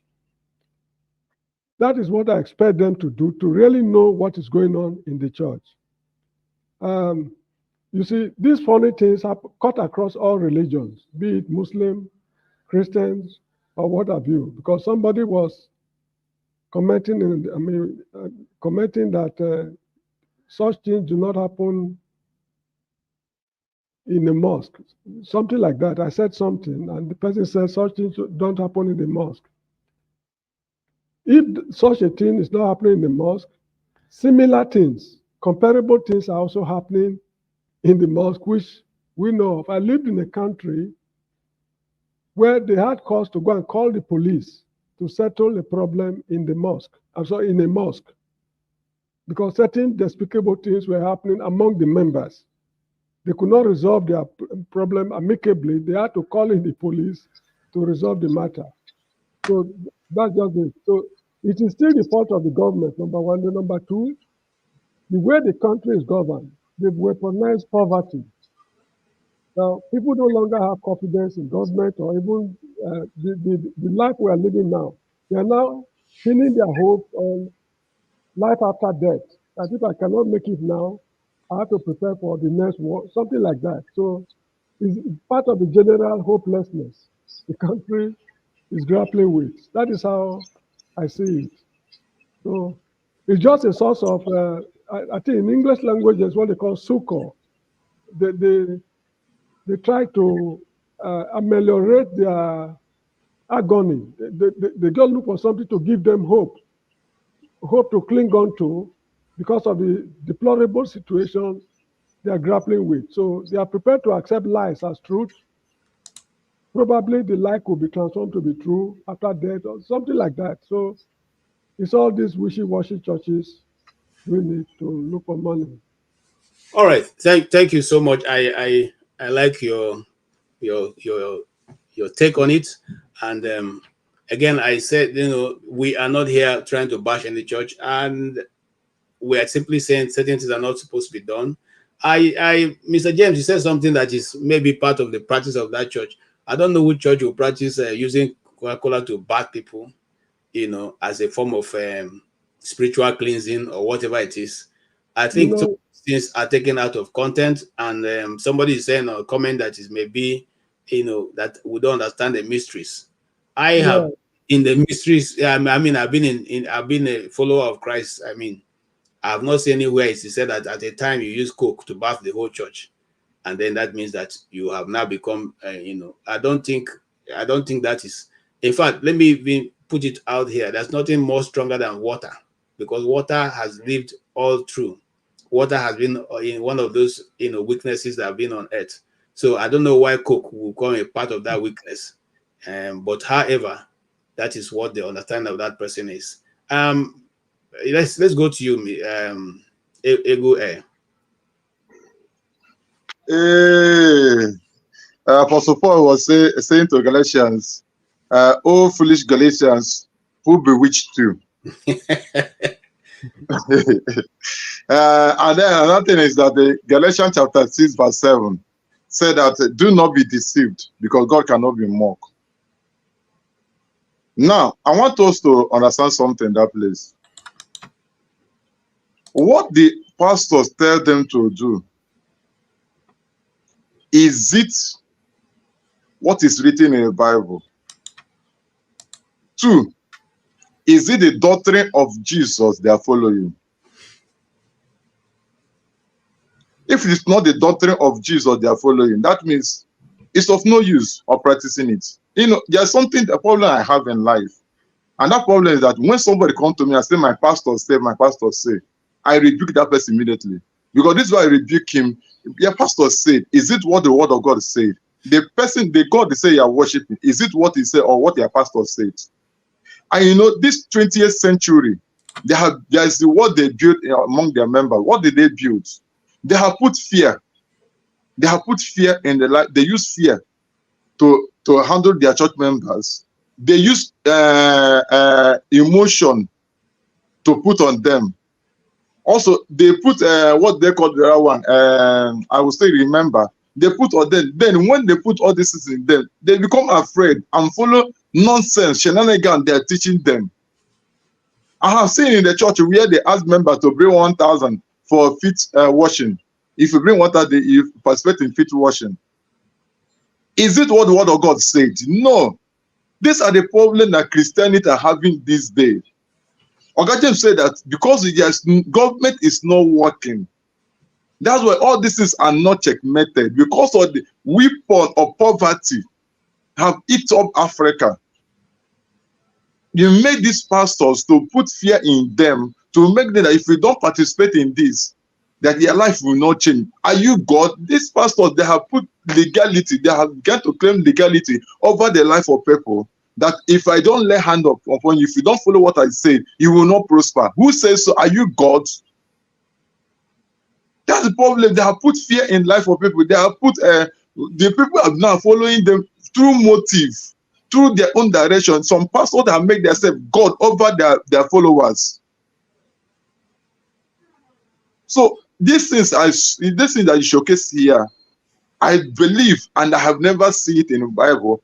The only way that when you are showing this thing, there's a portion of Bible that comes to my mind. And if care does not take, that's what the pastor used to just deceive them. In 2 Kings chapter 2 verse 19, where we are talking about Elisha, when they bring a report to Elisha, I said to Elisha, the water is bitter. Elisha said, okay, put a salt in a bowl and bring to me. And when they bring to Elisha, he put inside the water, and the water becomes sweet, and the land is no longer barren. Probably they used that thing to tell them, if they bring Coke, because they have sugar in Fanta and Coke, bring it. Any barrenness in your life will wash away. This is for teaching, but it's not the doctrine of Jesus they are following. So a lot of things, they are not to cook a lot of things and deceive them. Okay, thank you so much. Again, I said to trumpet, please stop typing in caps. I also said that again to Anene Emeka, stop typing in caps. If you continue to do that, I will remove your this thing. I'll remove it from the. Stop typing in caps. You're typing in caps simply means that you are shouting or you're yelling. And I don't think there's any reason for you to do that. Stop typing in caps, please. If you are typing in caps, please change it. Type in normal writing, just like other people are doing. I beg you. Okay, that's the second time I've said that. I will take it out if I have to say it again. Thank you. Welcome, Pastor Andrew. Pastor Andrew will have a lot of light to throw since he's an ordained man of God. Pastor Andrew, tell us, why have people decided to change using water to now, do this cleansing, and you're now using Coke, Fanta, and Sprite?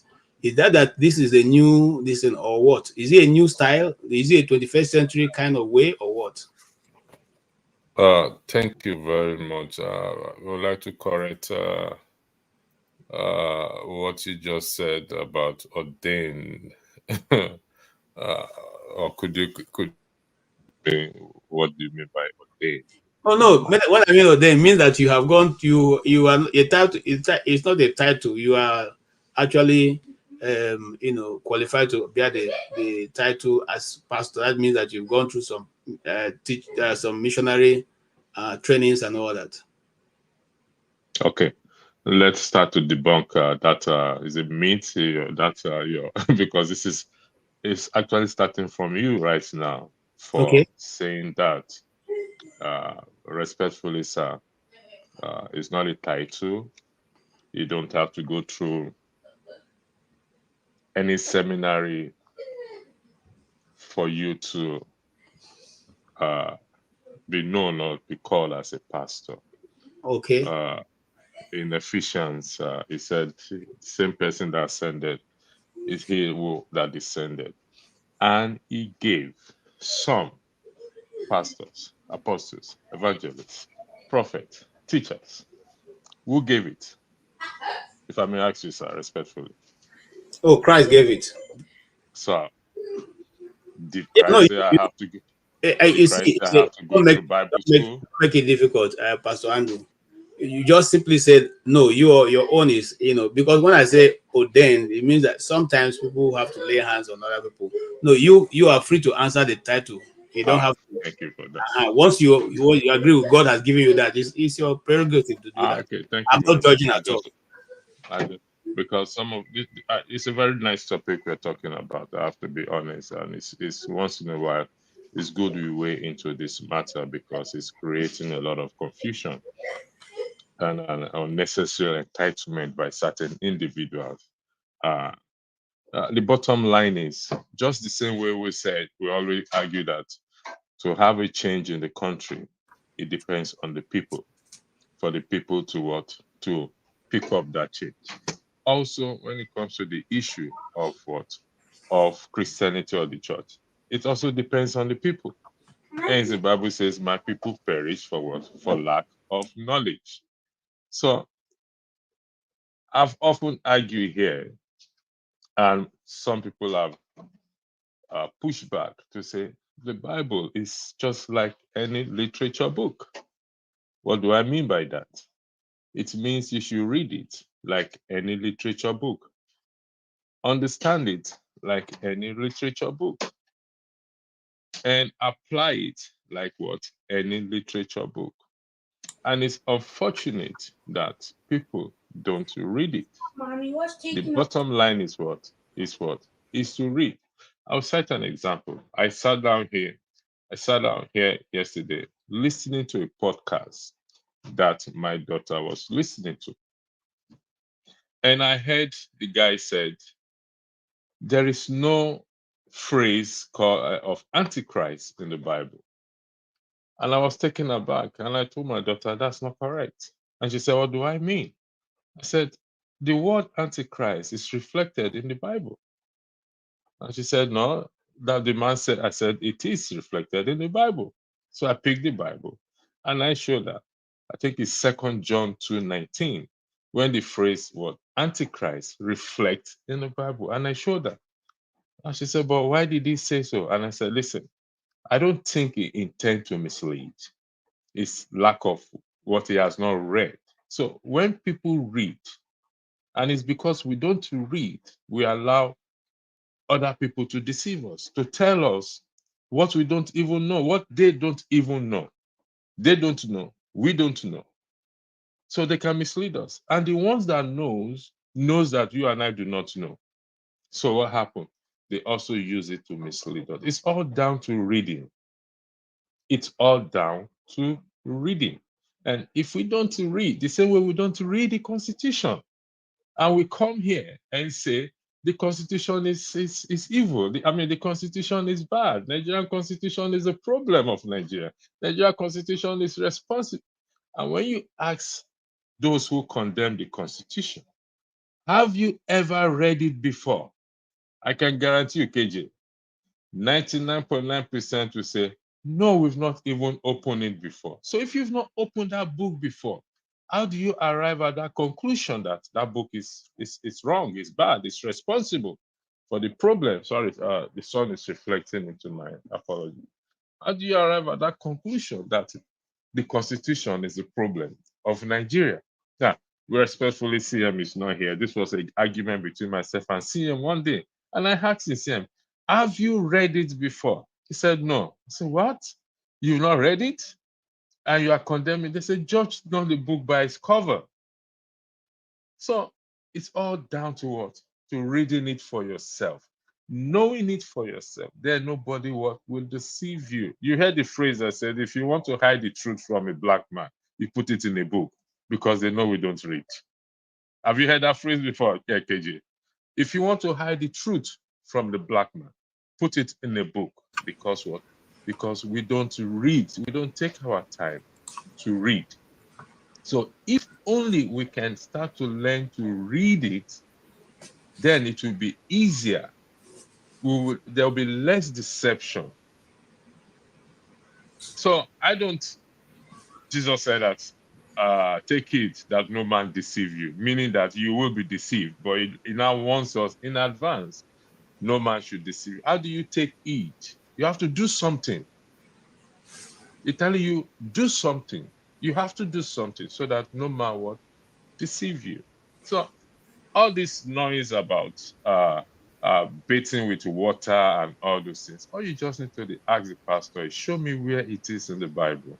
I've said this before here. 3 times I've been asked to leave a church before. 2-3 different types of church, because I challenge certain things in the Bible, and I said, this thing is not there. And I was asked to leave in 3 different churches. This is not there. If you can show me it's there, I will agree with you. And all right, lo and behold, thank you.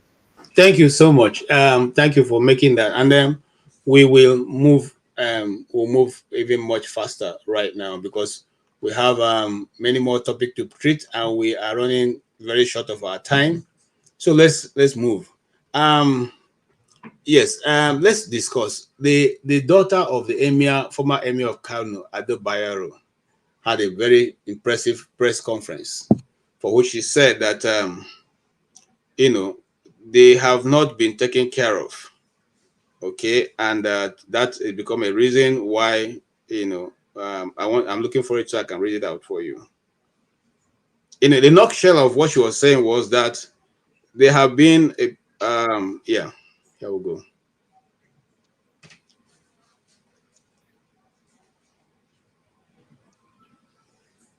She's saying Adebayo's daughter seek more funds from public, says money from government, from Governor Yusuf is insufficient. Now, it goes to say that the daughter of the former emir of Kano, Alhaji Adebayaro, Zainab Adebayaro, has appealed to President Ahmed Bola and the Governor Abba Yusuf and the Senate President that they should come to their aid because they don't have enough resources to take care of herself, her brother, and her mother, because they are living in a time that things have become difficult and haven't come from a polygamous family. A lot of issues there. Whatever was shared didn't get to them, and consequently, it's been difficult to live the life they would like to live. In fact, they relocated to Lagos because they wanted to just live a peaceable life after the demise of their dad. And right now, it's a bit difficult to do that. And people have come against her for saying that. And I want to pander to her, to understand where she's coming from. These people are worshipped as gods when they are in authority. The emir of Kano, those days we were told that even when he decides to spit, people have to put their agbada to pick up whatever they've been thrown at them. And government have taken care of them, because I think some people are yabbing her because they don't understand where she's coming from. Government have always picked up all the bills. They've not really had and the people make up for the other one. So telling her to go get a job, go get a life, go do this, why you expect government to? They have been paid for before. Her father had been on the throne since 1953 or so, until he passed, 10 years ago. So they've virtually lived upon, in comfort and luxury of the authority of the Nigerian state. Why do you want to change it now? Yes, Mr. James, why do you want to change it now? Because Zainab, as far as I'm concerned, should continue to live in her comfort, which the Nigerian state have created for her.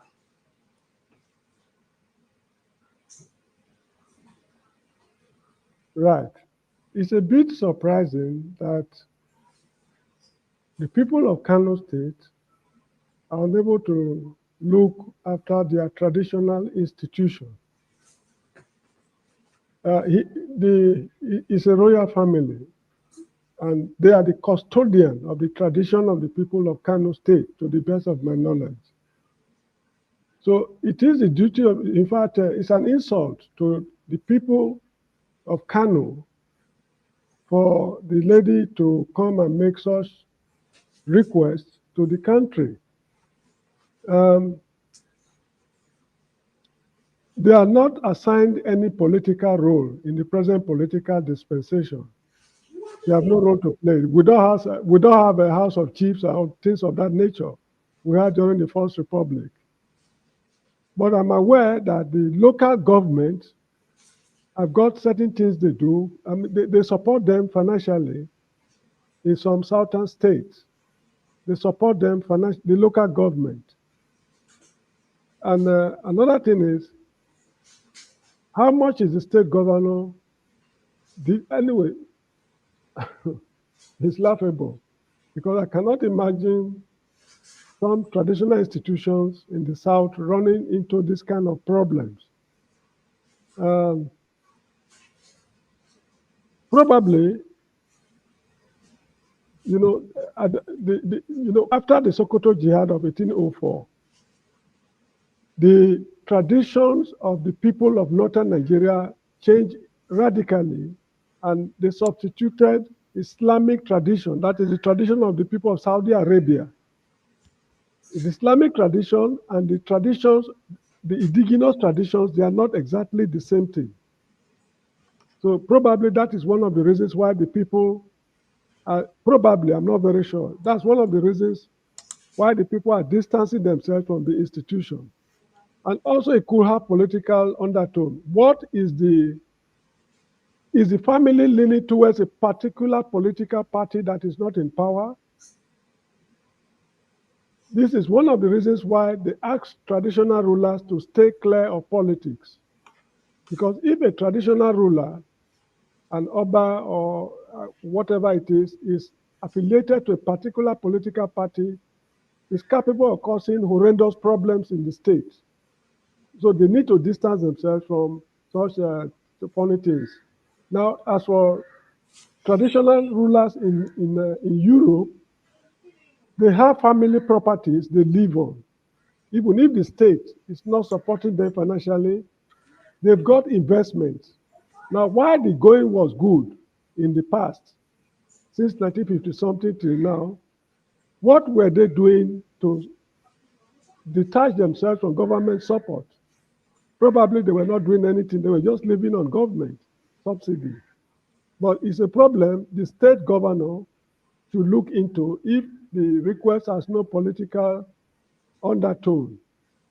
Okay. But, yeah. All right. Thank you, sir.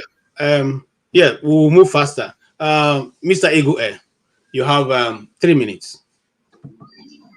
It should be 4 minutes, I beg. But based on what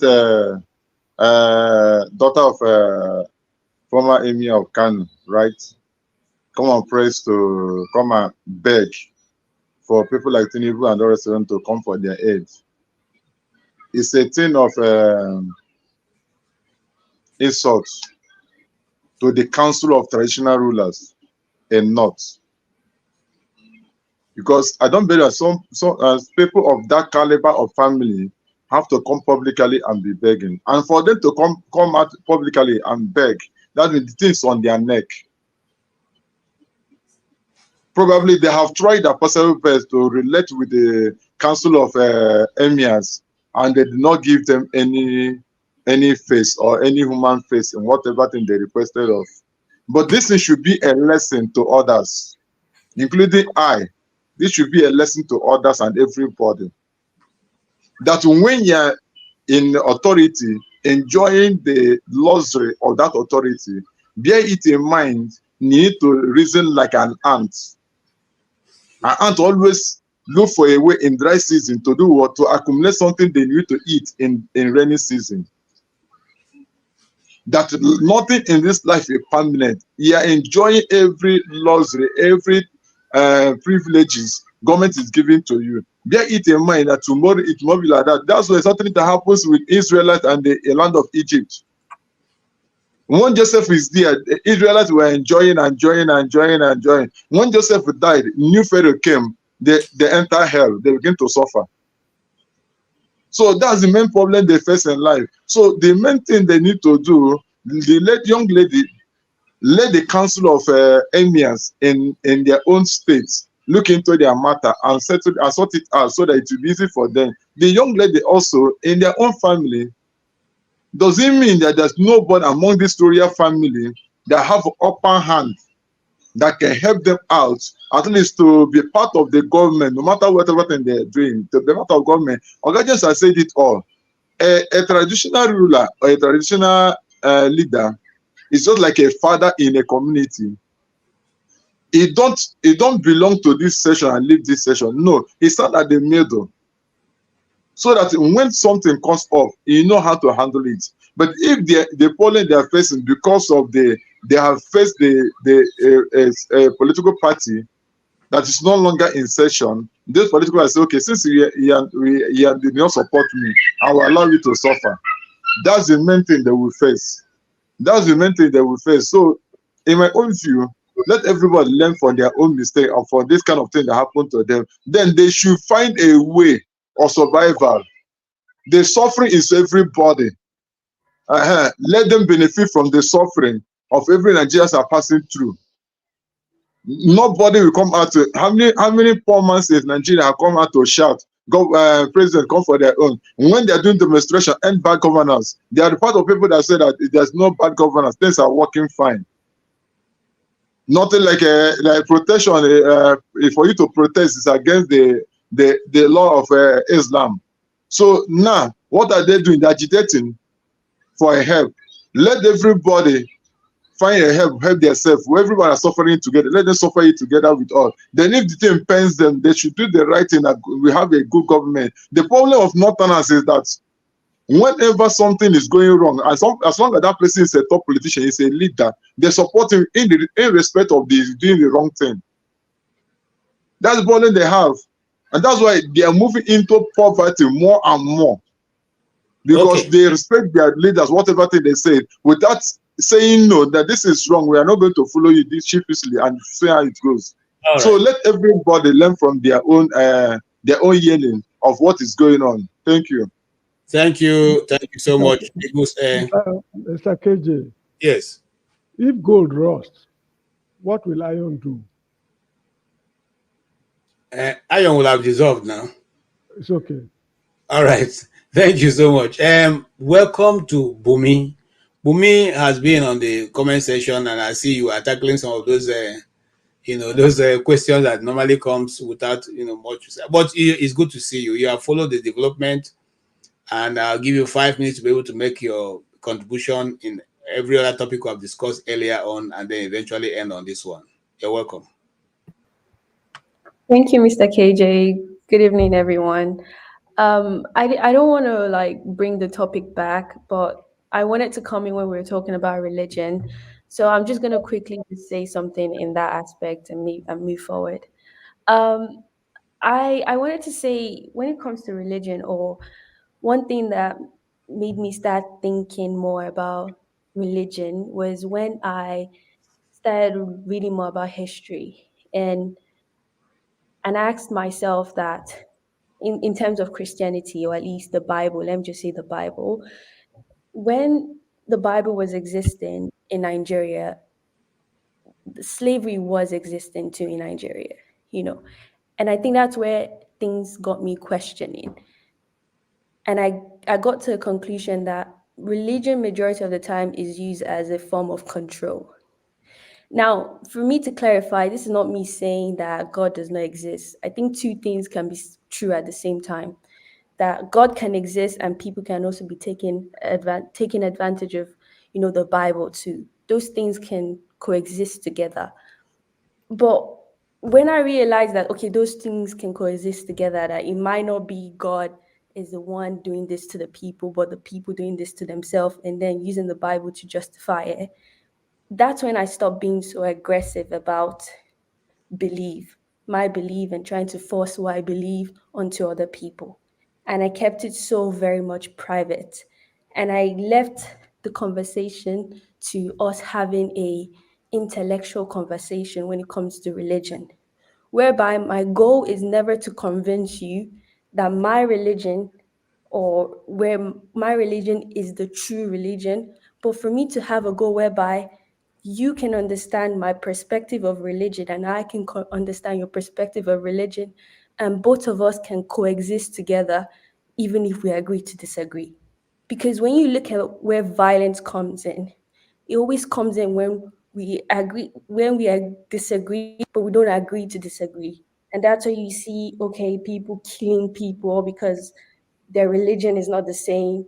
And that's where you see the violence coming. People will actually kill another religion and justify it based on what their Bible say.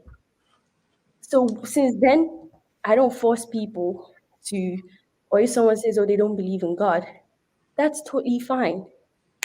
But you should come to that conclusion that even if you don't believe in God, and let's say I believe in God, we should create an environment whereby I will not or create an environment where you cannot exist in, or your life is threatened, or you will not create an environment where my life is threatened, or because I believe in God.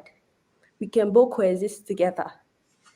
And so that's where my perspective of things, and that's why when you see all this religious war happening, it becomes sad, because none of our objective or end goal is let's even exist together. Why are we trying to kill each other in the first place? But I was reading the news, and I don't know which country it is. I think it's either Kenya or Rwanda.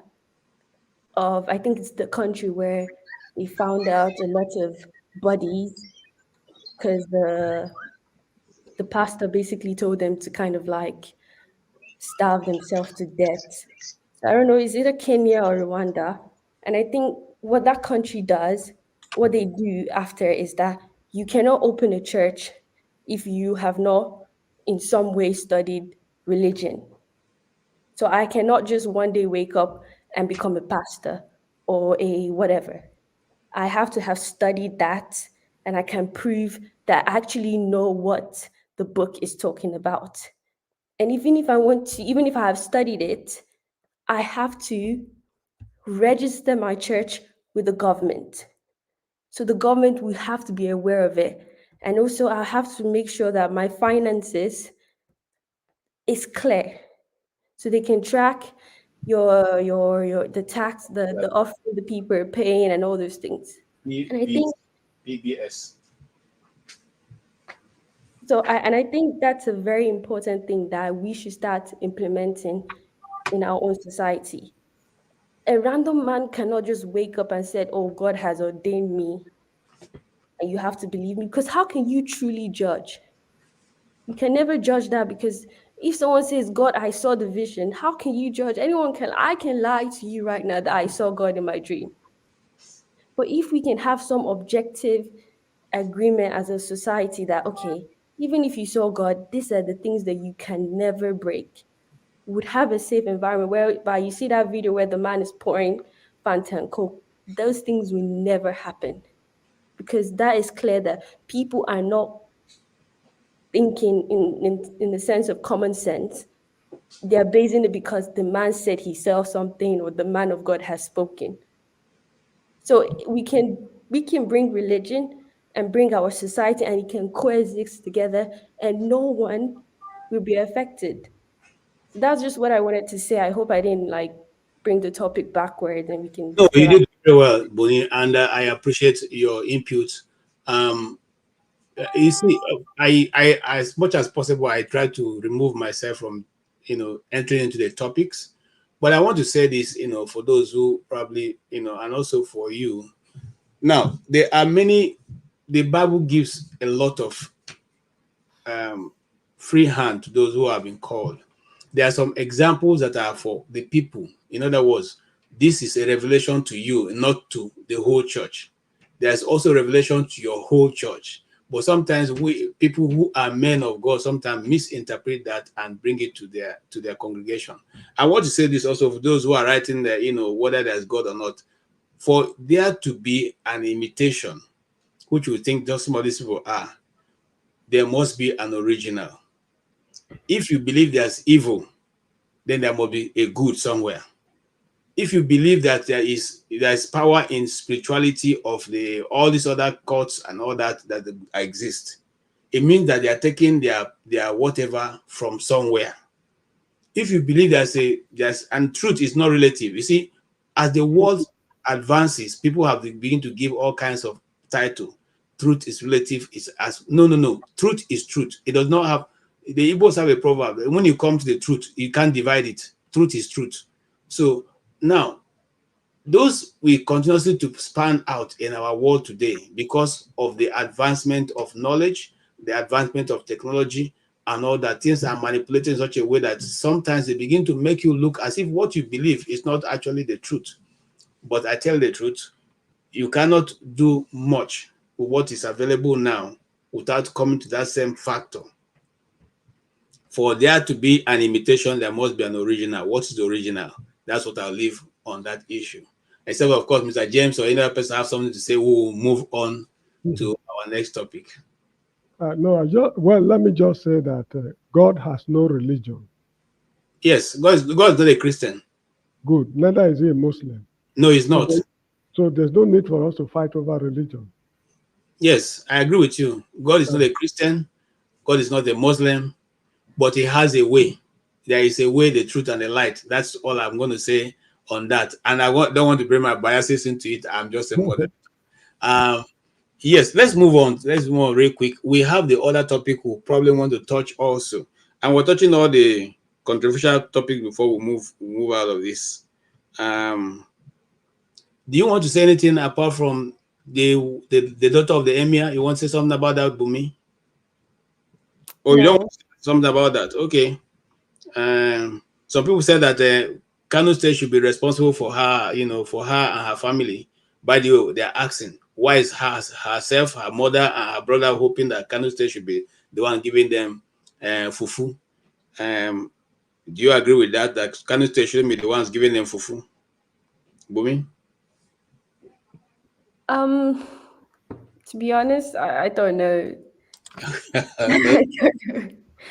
People, I do think they should work, but obviously, if they're a royal family, we can also if you observe the royal family of other countries, whether it's Sweden or Denmark or those other countries, I do think the states do allocate or some specific amount of money to them. Now, the question is, do we as a society want to keep on doing that? And I think it's for them to debate. I think it's not for me to kind of decide what they should do. If they want to do that, they should go ahead and do it. Okay, thank you so much. Now, in the recent news, we'll have it that, and I'll just read it out. The NNPC-OVH controversy has yet to be explained satisfactorily to Nigerians by NNPC. This is coming at a time when Oando PLC, owned by Bola Tinubu's nephew, Wale Tinubu, has purchased to the sum of 783 million to buy Agip Oil. Now, EFCC have also declared Yahaya Bello a fugitive and ordered his arrest. Okay, and Dangote's refinery is supposed to commence refining in September, while the Chinese firm has seized another Nigerian jet in Canada and also making for the UK diplomatic house. These are issues that ladies who can bring to the fore. What do you say? Wale Tinubu has bought the Agip Oil. Remember that some time ago it was rumored that they also own a refinery in Malta. And now we are seeing $783 million was paid for Agip Oil. Bumi, what do you have to say? That all of a sudden we have so much money now, we are buying all those things, and the one the NNPC own is not able to produce. Even the one that Dangote have put, we are finding difficult to give him 13 oil tankers in a year. We have only managed to give him 6, which is not even enough to run his business. What do you say, Bumi? Is it that the country is becoming personalized or what? What's coming? What is happening? I mean, it's very clear that the country is becoming a privately run enterprise. Okay, it's from day one. Okay, you can't say you have something that the government should provide and they don't provide it, but then we keep on running to private entities to provide it. And I mean, if you look at with our present government, it's clear that Tinubu is a capitalist, and we're leaning more into that. If we need anything, a group of people will provide it. The only sad thing about this capitalism is that it's not the people that are part of, and it's not the people that are part of it. It's a group of people that are going to be in charge of it. It's a monopoly, and a certain people will control the market, the prices, and the demand and the supply of it. That's just the sad thing. And I don't know why. And for me, I'm not surprised.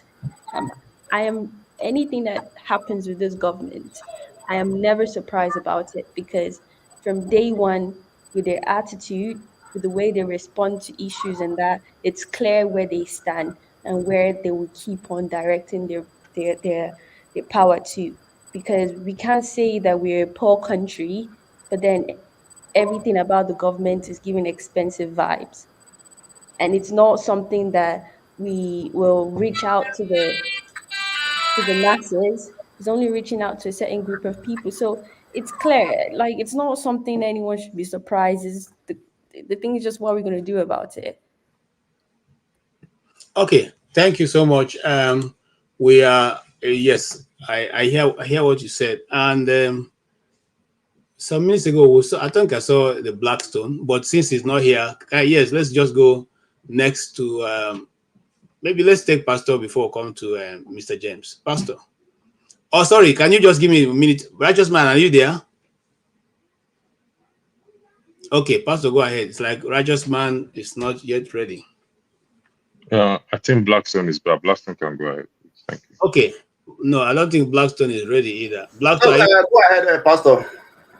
Oh, okay, all right. Thank you.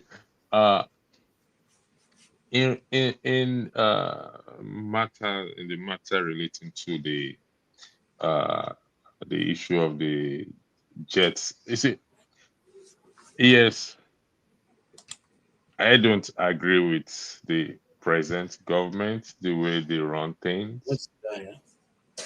Any government that comes in, any new government that comes in, takes responsibility of whatever happened with previous government. These issues, let's be fair, did not happen, or the deal, I don't think they happened. KJ, please correct me.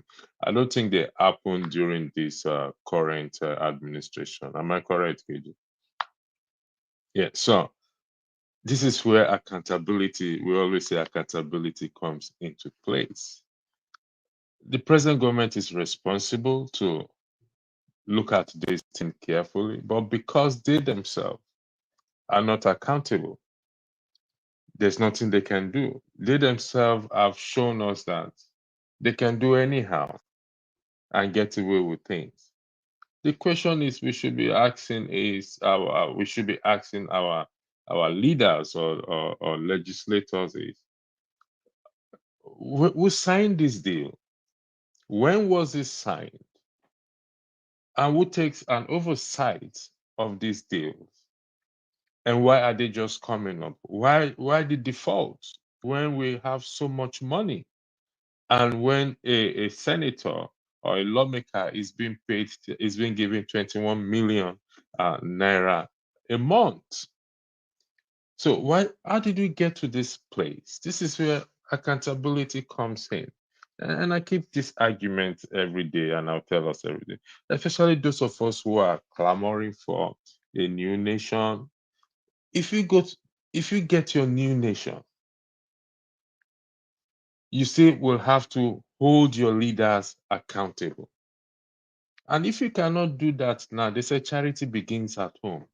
If we cannot hold each other, for example, this platform as it is now, if we cannot hold each other accountable on this platform, why do we think if we go start another one, then we can hold each other accountable? No, we have to start from somewhere. And if we all come together and say, you know what, this is our country for now, until such time that we move to, or we are given that right to go our separate ways. Let us start to hold our leaders accountable. Let us take them to the task, because it's not going to end here, KJ. It's not today. I mean, the Ohando. This is not the end. This will not. Okay, one day we'll wake up and say Nigeria has been sold to Bumi. Bumi has bought over Nigeria entirely. So we'll now be a slave all over. So if we don't address this thing right now, and that was what I was talking yesterday when you were talking about the Abia State 2027, it will not happen in 2027. We're living in a dreamland. We've not addressed the current issue. We are projecting 2027. How is that possible? Okay. How can we change you see the rot keep. Listen, this administration brought out a lot of things. Let's give them credit for that. They are not suppressed. Nothing is being suppressed. Everything is coming out each and every day. Okay, Pastor Andrew, Yeah, go ahead, the sir. reason why this, and I say this with sense of responsibility, the reason why all this is coming out, not because it's the beginning, it's because it's a man that's on the saddle right now. It has been running before underground. Yes, I agree. There was a contract that was signed and approved that never went through the National Assembly during and it was billions of naira that they're using to do it. They are running a different pipeline from Port Harcourt to Sokoto. I mean to Katsina. All right, it's still ongoing. It was brought up, but it was quickly put down so that nobody reported about it. So these things have been the only reason, and I'm not blaming Tinubu for what he's doing. Any crook who sat on that throne would have done the same thing, and that's why they will not accept that it to be, it to be rejigged. It has been going on. The only reason why we're seeing this now because it is another man at the saddle, and he's now doing the same thing they have been doing over the years. over the and he's years. spending them. You see, they know what is milking out of the system because they've been doing it before. Okay. And you see, that's why I don't on this platform, I said I'm not supporting Igbo man to be the president of Nigeria because he cannot do that. He will not have the heart, the ability to be able to do that because he will not be able to do it. So they are dealing with somebody who knows their antecedents, okay, and is doing exactly what they've been doing over the years. The only thing I've not been able to do now is to divide Nigerian oil well to his brothers and sisters. He's doing it gradually. Maybe before 4 years, he will have done that. It is the truth. Let us face the fact and see, when we speak the truth, we according to Dina Minaya, we will live. So speak the truth and live. That's the truth. That's the truth. Let's not, you see, yes, much as you don't like Tinubu, Tinubu is giving them back what they have been doing. The man has been in the trenches for a long time, seeing what they are doing and saying, okay, one day that is why he's there now. And it is now left for the Nigerian people to cry out, not only cry out, but to take action. If not, they're still going to buy another executive plane, executive jet. This time they will buy it and nothing Nigerians can do about it. That is just simple but honest truth. Mr. James, can we hear you? Yeah, okay.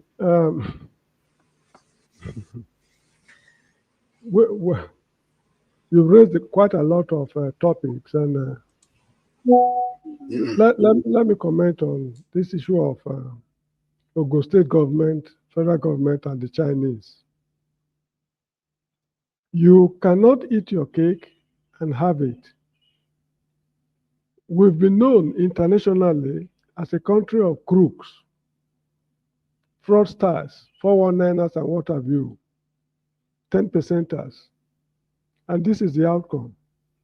The Chinese came with their money to invest in Nigeria, in Ogun State in particular, and the federal government was more or less a guarantor. And the Ogun people, they felt that they were very smart. They got the guys kicked out of the country, and this is the consequence. They are following the principles of international law. I mean the Chinese. It's even a company, not the Chinese government. It's a company dealing with the whole of Nigeria now. Now, this is not the first time Ogun State is doing something of this nature. There is a Nigerian called Patutomi. That man was also crooked. He was swindled by Ogun State. I heard him, was it Arise or Channels TV, explaining his predicament. He was swindled. But he really don't want to make, so much noise about it. That's why I decided to let it go. Left to me, the Chinese should intensify their efforts to recover their money at all costs. Then it is up to the federal government to hold Ogun State accountable. Whatever amount of money the Chinese ripped off Nigeria, your federal allocation at Abuja every month will be deducted by X% till we recover the money fully. So Ogun State should suffer the consequences. Now, we cannot say that Bola Tinubu was not in office when this thing happened, so he should not be held accountable. No, we agree Mr. Tinubu is not responsible for the problem, but it is his responsibility to solve the problem because government is a continuum. Continuum, I mean C-O-N-T-I-N-U-U-M. Government is a continuum. If, for example, Ghana was owing Buhari's government $20 billion,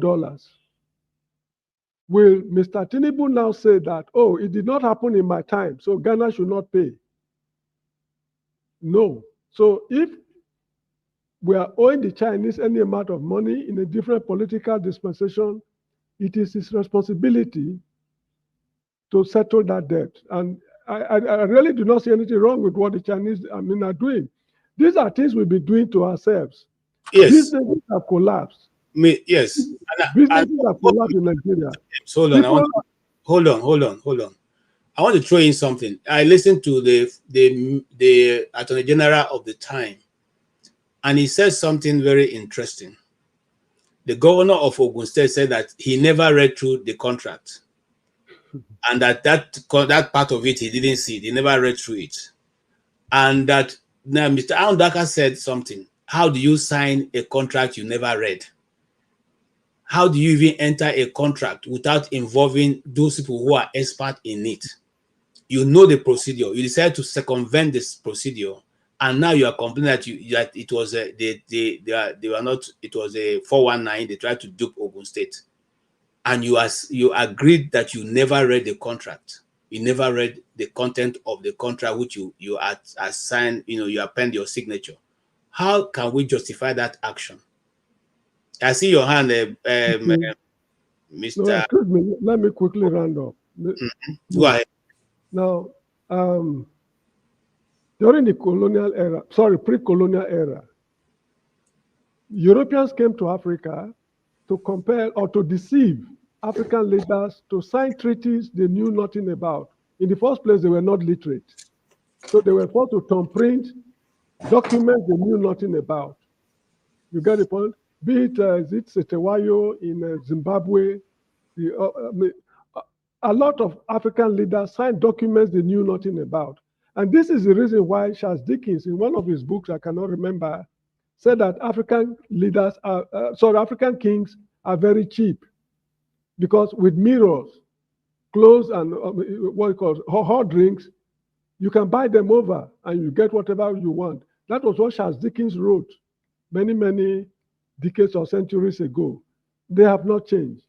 How do you sign a document you've not read? An educated man.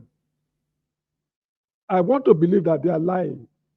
Their intention from the word go was to defraud these people, and they succeeded in defrauding them. So it is the turn of the Chinese to defraud Nigeria. As I was saying, businesses have collapsed in Nigeria, owned by Nigerians. There's no judiciary you can go to. Now, there's a judiciary somewhere people are able to go to, and that is what they are exploring right now.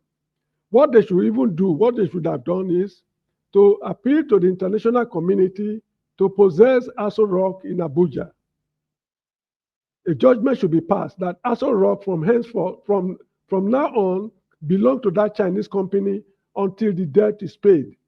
It is then Nigerians will take this matter very serious, because one thing is, look, let me tell you. I clap for you.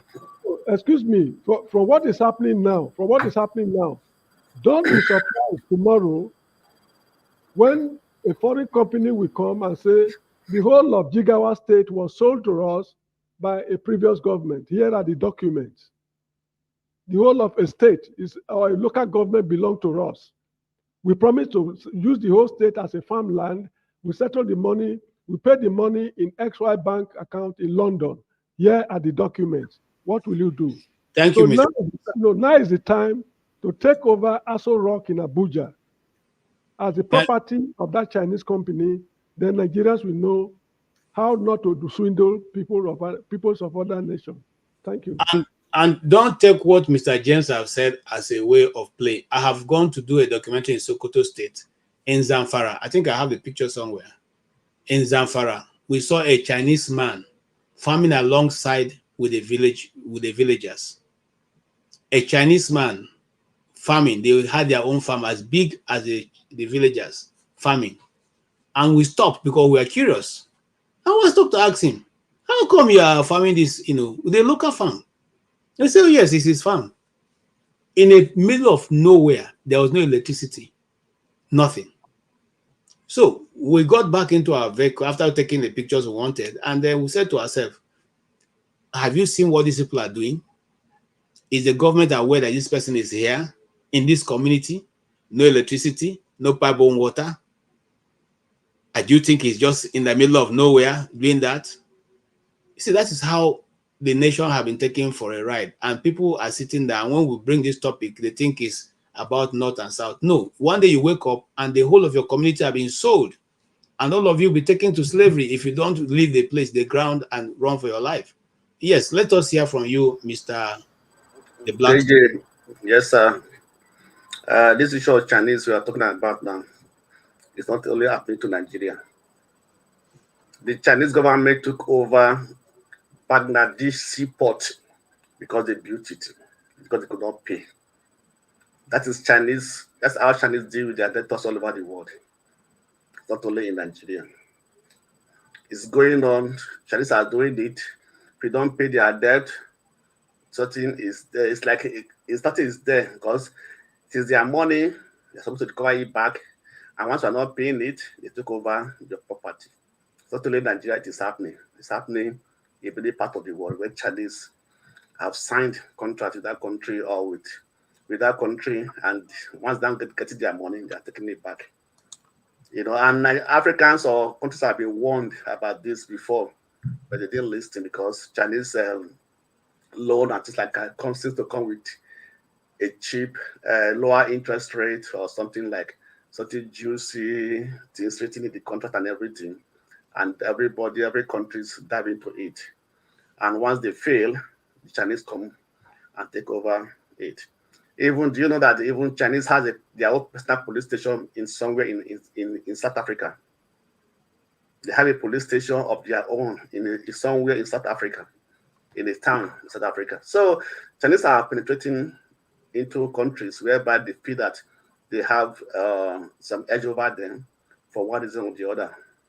So it is very bad, and it was disgraceful to Nigeria that they were able to get Chinese able to seize Nigerian national assets, and this also happened before in this this oil deal. I can't forget I think I've forgotten it. The same thing also happened when the international court were told Nigeria to the company to seize any of Nigeria, and I think they gave judgment in favor of the foreign company to have access to Nigerian property and things like that. This has been going on. But the state that is taking loan, who are approving it for them without going through it, because I think this time of Konjo-Iweala, there was a state that actually applied for such a loan, and she rejected it. She not assent to it. That caused her a lot of issues and things like that. I think she saw it in her book, something like that.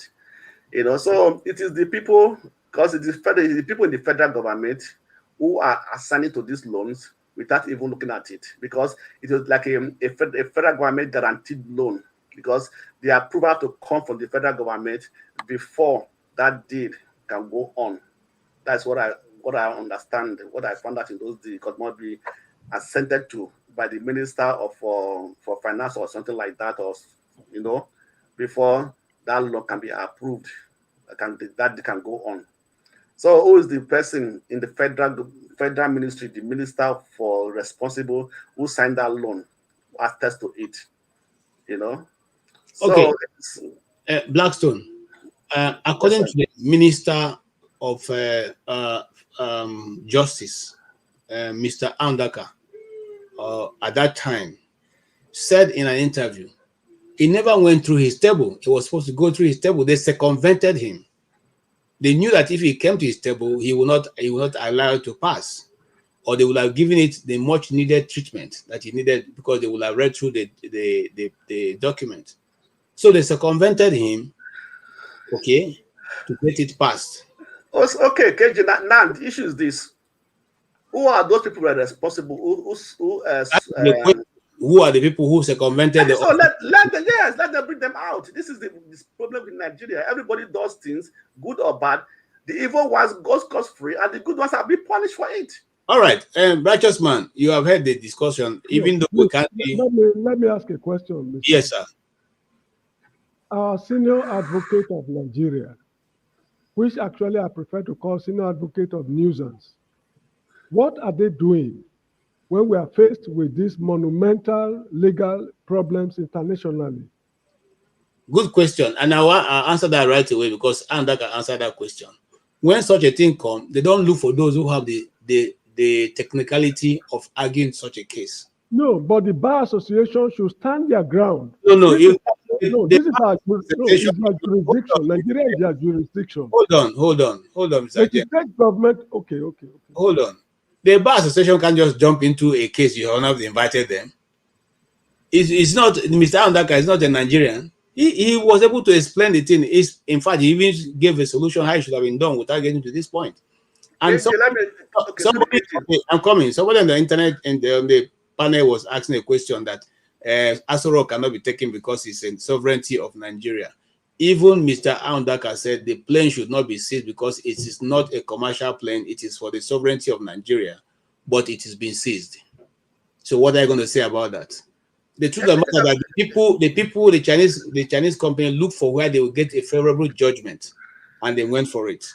So it's not that Nigeria lacks the lawyers to be able to stand and defend the case or even fight it to a very logical conclusion. No. People didn't invite them in. Please, let us not defend. KJ, hold on, let me. Okay, KJ. Sorry, Mr. Blackstone. Just hold on, that's a question. This case has been dragging on for a very long time.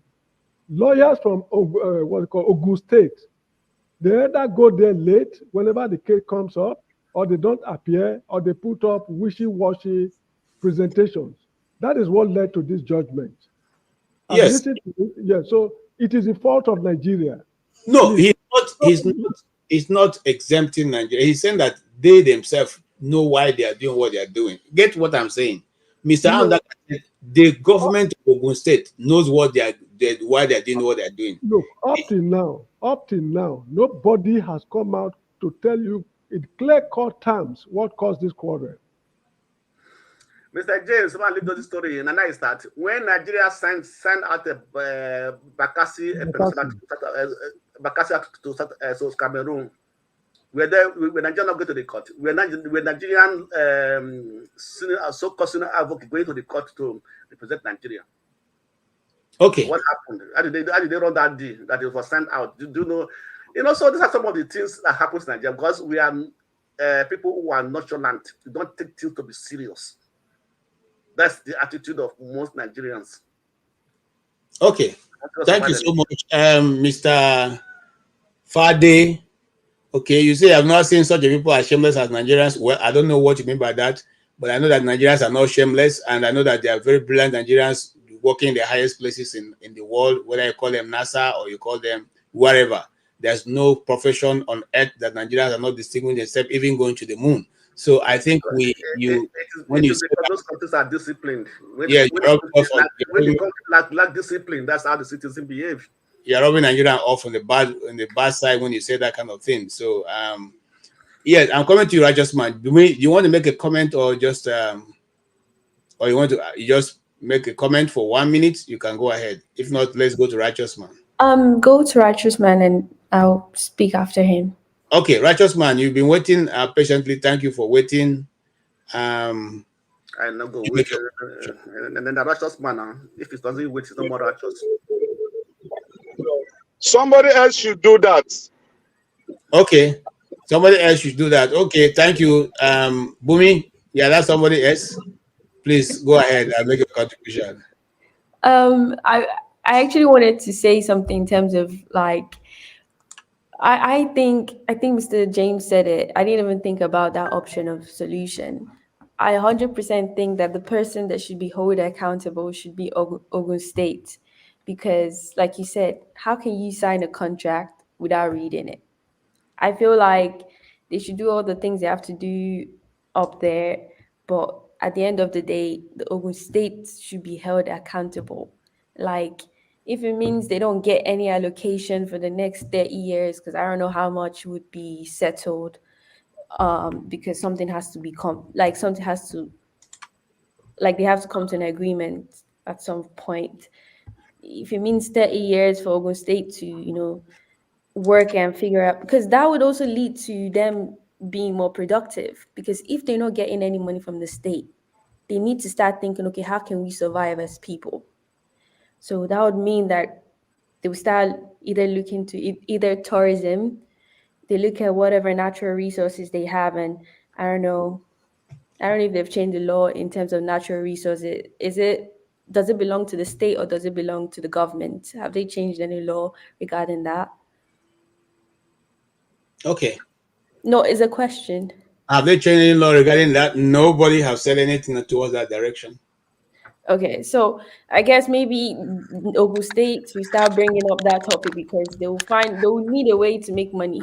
because, and I think now states to be very cautious, because if they'll be poor, because Ogun State will be poor, very much poor, because they're not getting money, which basically leads you to start being creative.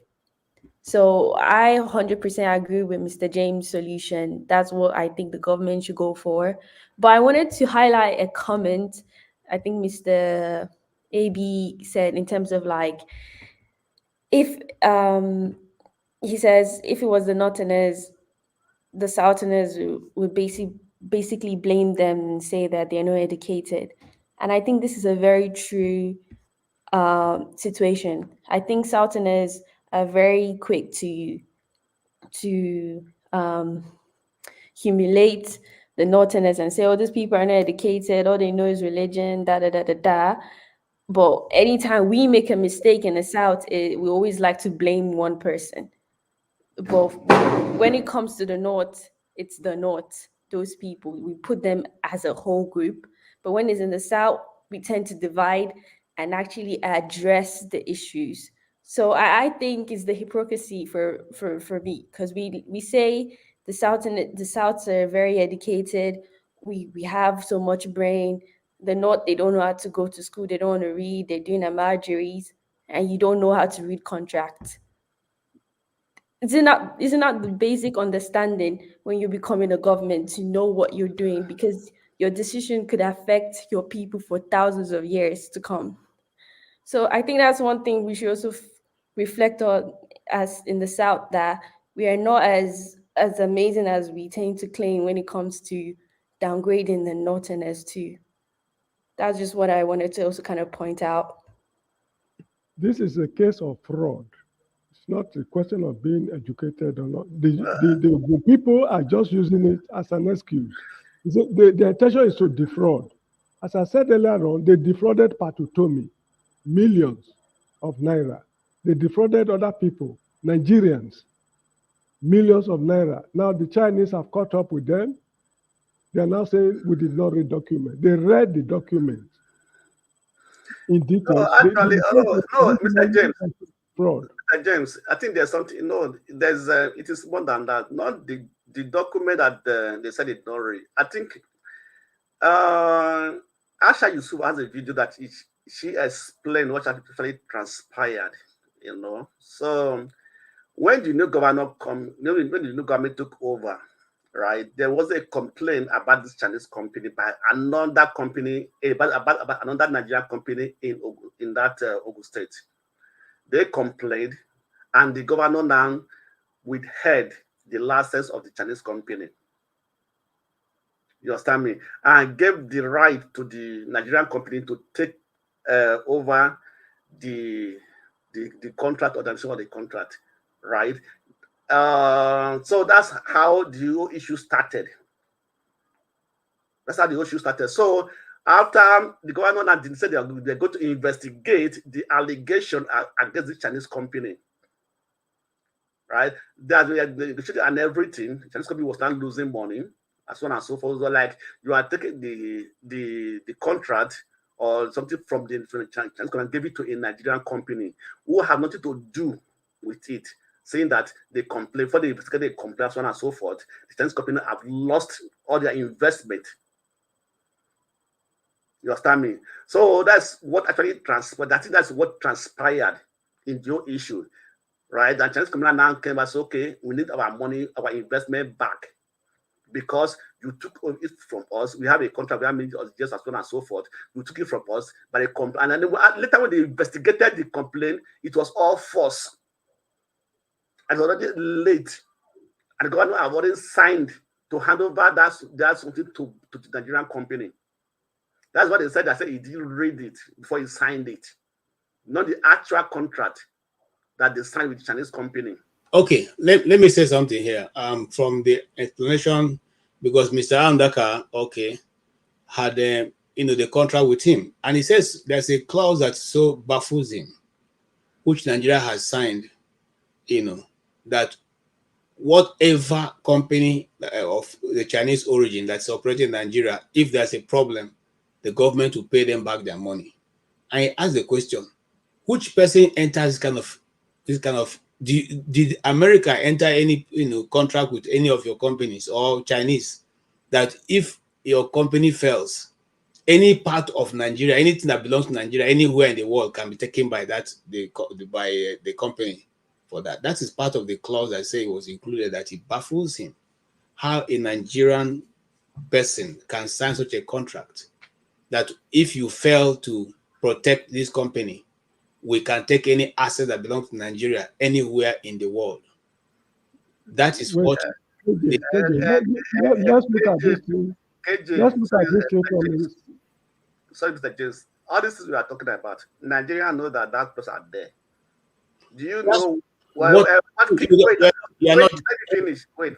Do you know what kickback went into the person that signed that something? The Chinese also as corrupt as Nigerians, because Chinese companies, Chinese also corrupt. Yeah. So there was something there was one be something about exchanging hand before a reasonable person can sign that type of a contract with that sort of clause in it. There's something we should also look at. The Chinese are corrupt, the Nigerians are corrupt. There's a remote possibility that some Nigerians behind the scene are sharing this loot with the Chinese company. Whatever assets they seized from the Nigerian government, part of it goes to them behind the scene. Because the Nigerian house may be at Liverpool, if it is sold, it's going to yield some money. Those who facilitated it, Nigerians who facilitated it, will also get part of it. I think somebody was telling me a story of how they discovered some Abacha loot somewhere. And when the matter was being discussed, those who discovered it were saying that they should be given part of it because they made the discovery. Yes. Yes, good. So the guy was telling me the truth. So there's a remote possibility that there are some people in Ogun State who connived with the Chinese that this is what we are going to do. And in the course of doing it, look, you spent 50 billion on this project. But if we're able to seize the house at Liverpool, this is what we get. This and that and that and that. They listed everything. Then they agreed that we should do it like that. They called the immigration to flush out the Chinese out of the country. They canceled the agreement and the matter went to court.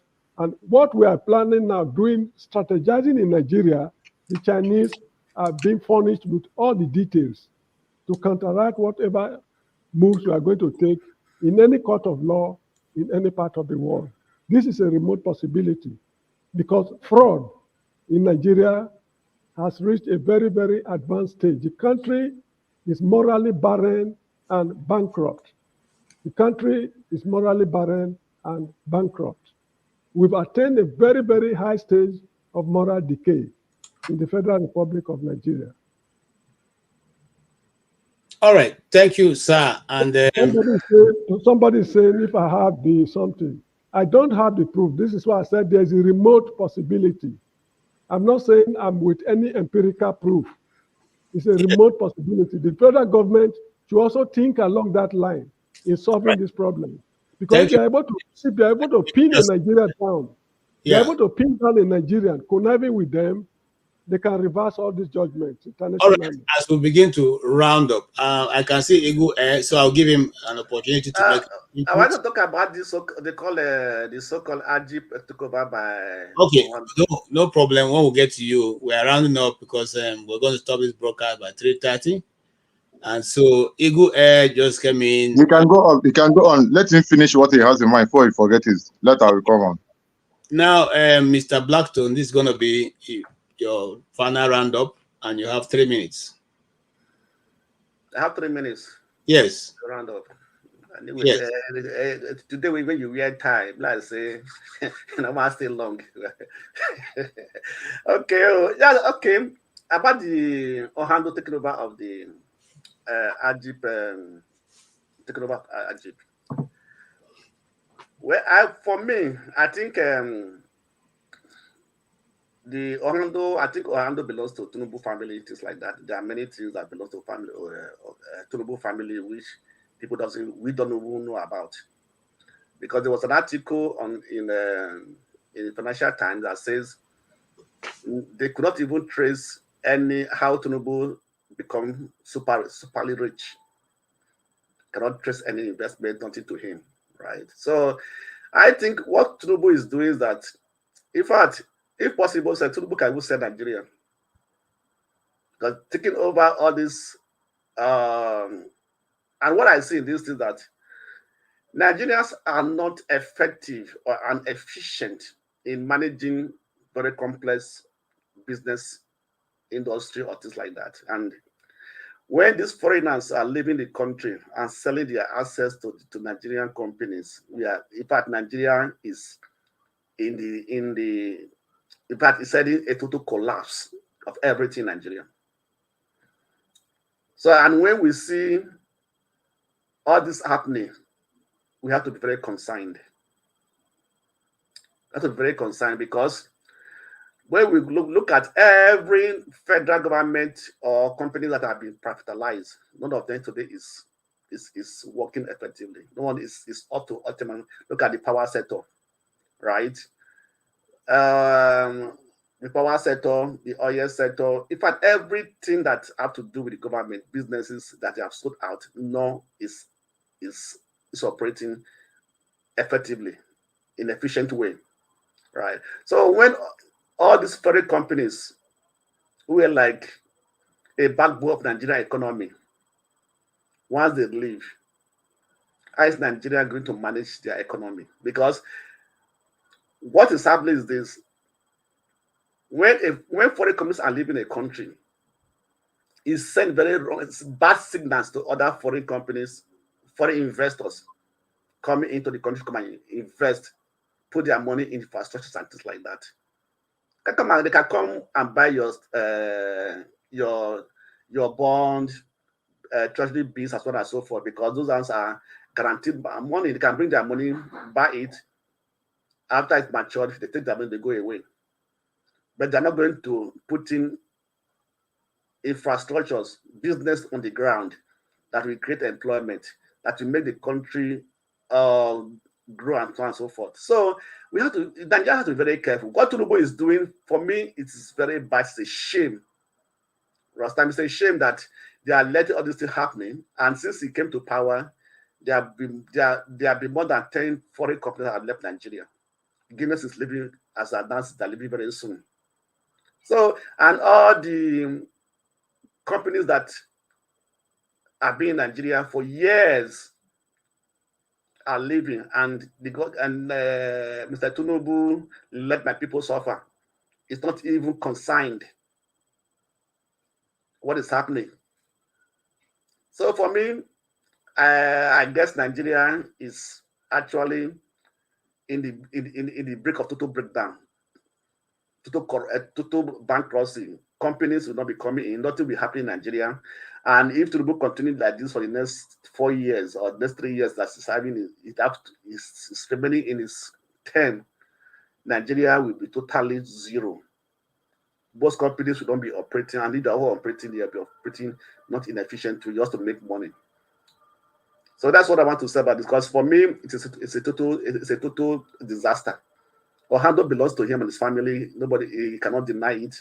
He has so many companies in Nigeria that they are denying that not belongs to them. Until recently, not because of the NSAS protest, nobody will know that TVC belongs to him.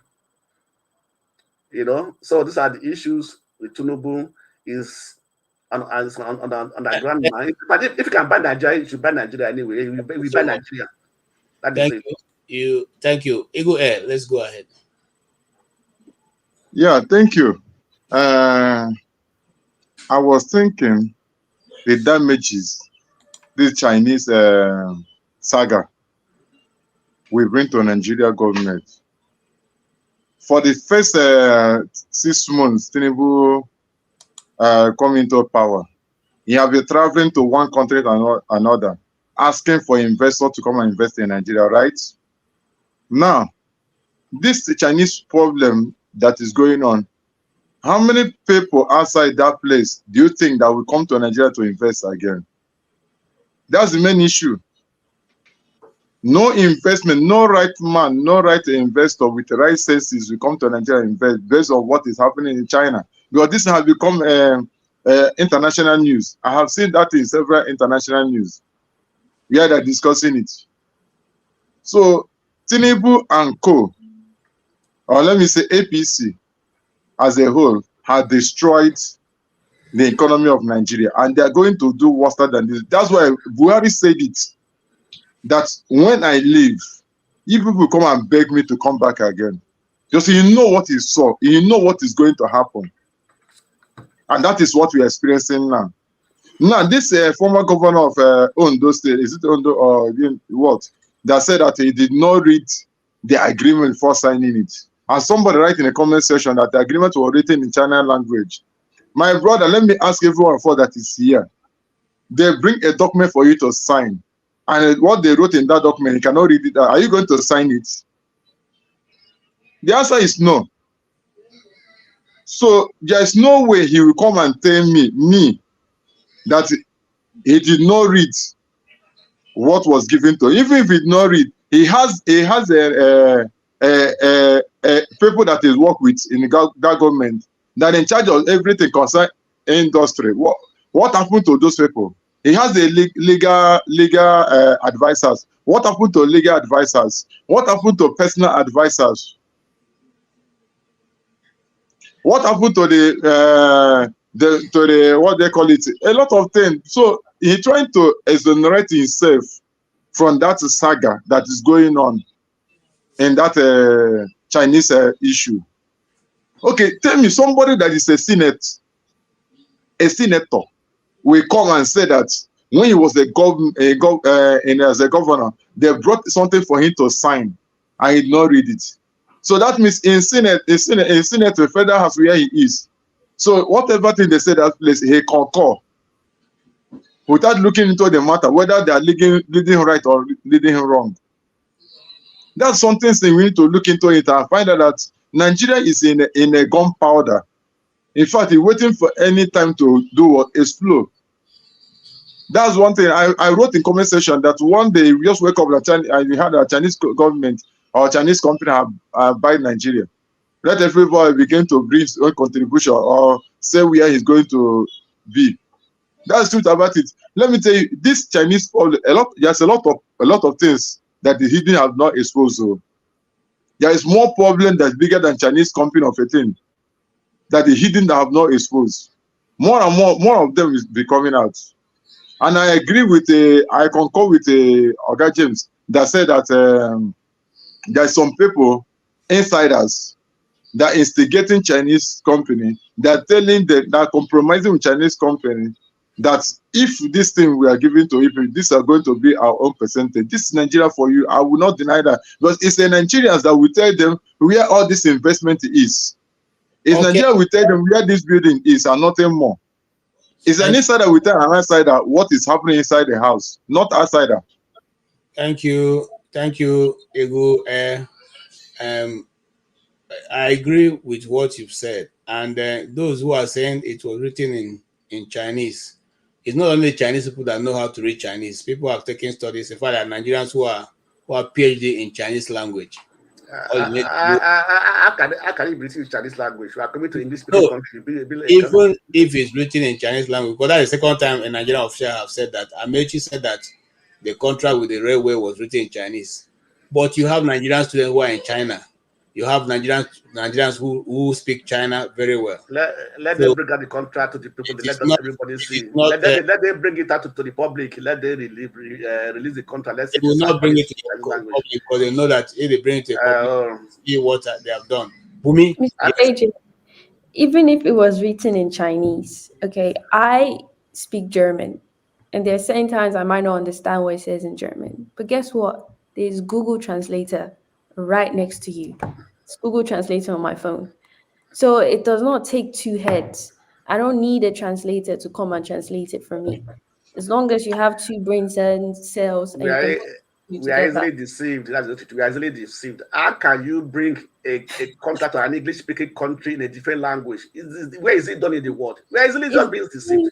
It's not. They're giving the same. You know the excuse they gave that snake ate money or swallowed how Yeah, many? same thing they're telling us now. Same The way. Chinese the Chinese language, the Chinese bring the content, and Chinese also study in Chinese language. But see the I thing beg that you. I feel like maybe this will wake us as people, because the people in government are doing it. But guess what? The people in government are perfectly fine.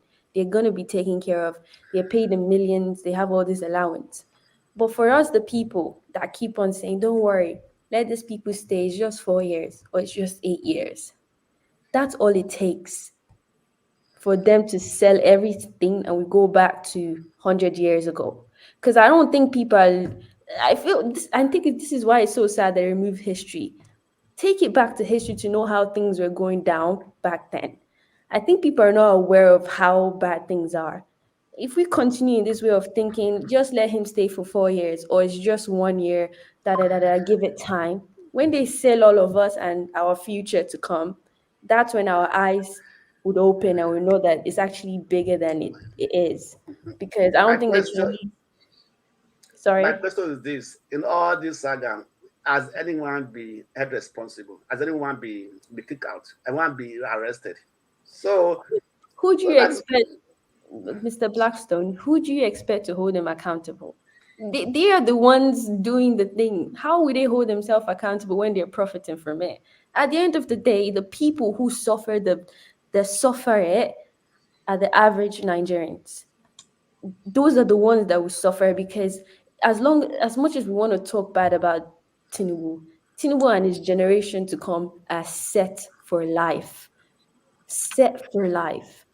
Guess who are not set for life? The people of Ogun State, the people of Enugu State. Those are the ones that are not set for life.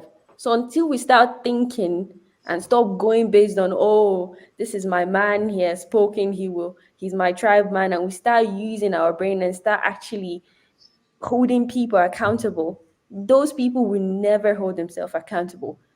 Do not expect anything from these people. They're there for themselves. We are the ones that will hold that burden. I do not have a diplomatic passport. They have a diplomatic passport. So once we start thinking like that, all of these things will not become a conversation. That's why I say I'm never surprised about when I hear things like it is sad, but I'm never shocked. It's how we react to things like this that matters. All right. Thank you, Bumi. That was a good roundup for us. And I think the people of Ogun State should think about that, what she said, you don't have a diplomatic passport. If they sell your ancestral land because of Chinese company, you will be the one to suffer for it. If you don't have a place to relocate, you all become slaves to the company because you keep working for them forever and ever. And because you don't have a place to relocate, you have to keep you have to keep the rules and the regulation they've given you in your own family land. Now, we are rounding up, but here is Mr. Paul. I will bring him in quickly so that he can make a contribution, and from there we'll sign off. Mr. Paul, you're welcome. Fortunately, we have less than 10 minutes to go. So let me be generous enough to give you 4 minutes of that 10 minutes to make your input before we sign off. Paul, don't come back. He wants us about America, Nigeria comparison. Yeah, go ahead, sir. Oh, yes. So since you want me to talk about America, I will talk. Trump was around me yesterday, 5 minutes away from my house. Mr. Blackman, allow him to talk, please. Yeah, so Trump was 5 minutes away from my house yesterday, since you want me to talk about America. Yeah, I think Bumi just spoke my mind. The way the country is being wired, it's just being shameful. And some of those things also started with the media. You see the way our media work. Whenever you leave power, then they start calling you become statesman, then you start telling people during my time. So I guess these people just understand that they're only going to criticize me when I'm in power. When I leave power, then they will call me, they will ask me during my time, this is what we did, this is what I didn't do, this is what we did to make things better, and then for that. So these people just understand that if they would demonize me just a very short time, maybe while I'm in power for 4 years, as the case may be, 8 years, then the remaining one I'll become statesman. I'll start coming and tell people what to do or what not to do, or how we try to do things very well. You know, there are some people who need to make silence. There are some people we need to shame them, you know, and every other thing. But we don't really know how to do that because we bring culture into governance. We bring culture into nearly everything we do. And they use this thing to shut us down and every other thing. They call you enemy. You are not my kingsman. You are not my tribe man because I'm this tribe and this religion and the likes. This thing is just messing up. Look at the nonsense that Benga Daniel did or Amusu did. And as at this time that we're talking now, these two former governors, they don't even have immunity. You understand? They don't even have immunity. Then on top of it again, the government in power again, you lost case. You understand? You know, like they said, the woman in that law that the blindfold woman eye. You've lost this case in several countries and everything. Why not cut your cost? One thing that you and I, we all here enjoy in the West, we enjoy when we sue government. You know, we enjoy when we sue government because when you sue, you can sue government when you have a good case and you can win government. You know, but in Nigeria, they still carry that mindset where they understand that, oh, people can sue government and nothing will happen. Do you know how many cases somebody like Falano have won and nothing happened? So many people will win government in different cases and nothing happened. That is the mindset they brought here. You understand? That's why this money keep increasing. They keep bringing shame to us. And the president going to travel like Obasanjo travel, like Buhari travel. But how many investment are they bringing back? You understand? People don't understand the word called precedent. People still go to judge you for the most part based on your past. The things you've done, people will judge you based on all those things very well. And continuously, we keep doing this blame game, this blame. We can play politics all our life. You know, as different me and KJ can be in terms of the way we will see this current election going on in the US. One thing I said very well, when I stay in a Republican state, I see development. And when I stay in a Democrat state, I see development. So we can argue for all we care.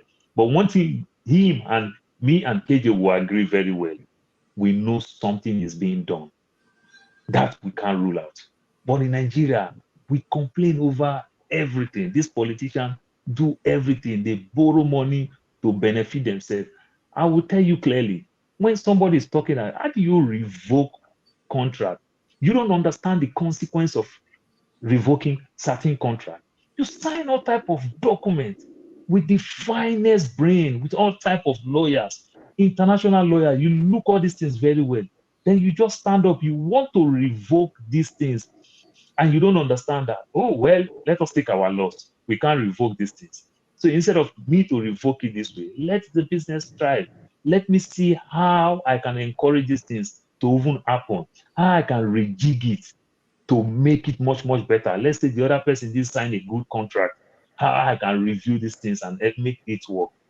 Then you just throw the child and the bathwater away. My mother used to use that word, and I like it a lot. They say you don't throw the child and the bathwater away. My mother said, if you have a bad child, if you give the child shower, you don't throw the child away. You keep the child, you throw the water away. And if the child is a good child, that does not mean that if you give that child shower, you will drink the water because it's a good child. You still throw the water and you still keep the child. You sign contract. Look into this contract again. Then throw the child and the bathwater away. Bring shame to us. What type of people are we? Several times we've been going to all this type of thing, and nothing comes out of it. And continuously we'll be doing all these things. It won't help us as a people. I don't know what they are thinking. Well, I'm not surprised where government does kalo, buy private jets, buy everything. You understand? Because they feel there is no consequence. We cannot run a nation like this. We cannot. I don't know what to say. Sometimes I just hear myself like somebody who don't have work. Better time that I can rest. We'll just talk. Like my good brother KJ will say, this is just a talking shop. We'll continue to talk the talk. You know, but these people don't want to. They can make things happen. We have the best mind. Just make things work so that everybody can benefit from it than letting few people benefit from it. It's just a laughing thing. I was watching Botswana, the second largest diamond in the world that they found. KJ, just think that they find that kind of diamond in Nigeria. You know, go hear that for news, it go become Tinubu property. And we go hear that for news, they'll say nothing like that happened. And you hear it, they'll say nothing. But the president choose to come out. You understand? Take it like a thing of pride. And then for that thing, Nigeria, nothing will come out of it. The president put his best hand in mineral and solid resources, or what do they call it? Daily Alaki. What are we getting from the gold that they have in Zamfara? Remember during Buhari time, they closed the airspace because of this same gold. Okay. You put your best hand. What are we getting? Nothing. St. Paul, That's the type of people we are. You have taken all the time, and thank you for making a very valuable contribution. I totally agree with you. Unfortunately, that is where we'll leave it today. Yeah, Mr. Paul, blessed are the hopeless. Blessed are the hopeless, for they shall not be disappointed. Francis Bacon, blessed is the man for hope not, for they shall not be disappointed. So it's so painful. As Christians, can be saying this type of thing. On that note, that very worthy note, we'll leave it. Nigeria will continue to be hopeful. The people of Nigeria it is time for you to rise. It's time for you to rise, not only because it is time, but because the future of Nigeria is very bleak and it's at stake. And I think we should all put our hands together to make it. If we do not want to live as a nation anymore, we should equally be peacefully. As you all know me, I've not hidden my thoughts on that. You know where I belong. So on that faithful note, I will say again that please, let's not trivialize this thing. These people know what they are doing. There's no governor who can tell me he signed a contract without reading it. Even if whatever language is written, there is nobody. If they didn't know what they were doing, they would not have circumvented the office of the Attorney General to get into signing that contract. Again, the people of Kano should please take care of Emir Ado Bayero and the family. It is part of the requirement of the government. That's what your constitution says, that the traditional rulers are under the care of the state. And they, in fact, now the local government. So local government, look for the family of Ado Bayero, whether they are first wife, second wife, third wife, or fourth wife. Look for them. That's what your religion says. The religion says you can marry as many wives as possible. So if he is able to take care of his children or his family, that means he was able to. Look for him, those who are able to assist them to live a life that they should live as royalties. They are royalties in your community. They are royalties to Nigeria. They are our traditional heritage. We cannot deny them, irrespective of where they come from. The Emir of Kano too is very important in the history of Nigeria, and that cannot be downplayed now, irrespective of what is going on at the present moment. And I hear from those who are close to the late Emir that he was a very nice and kind man.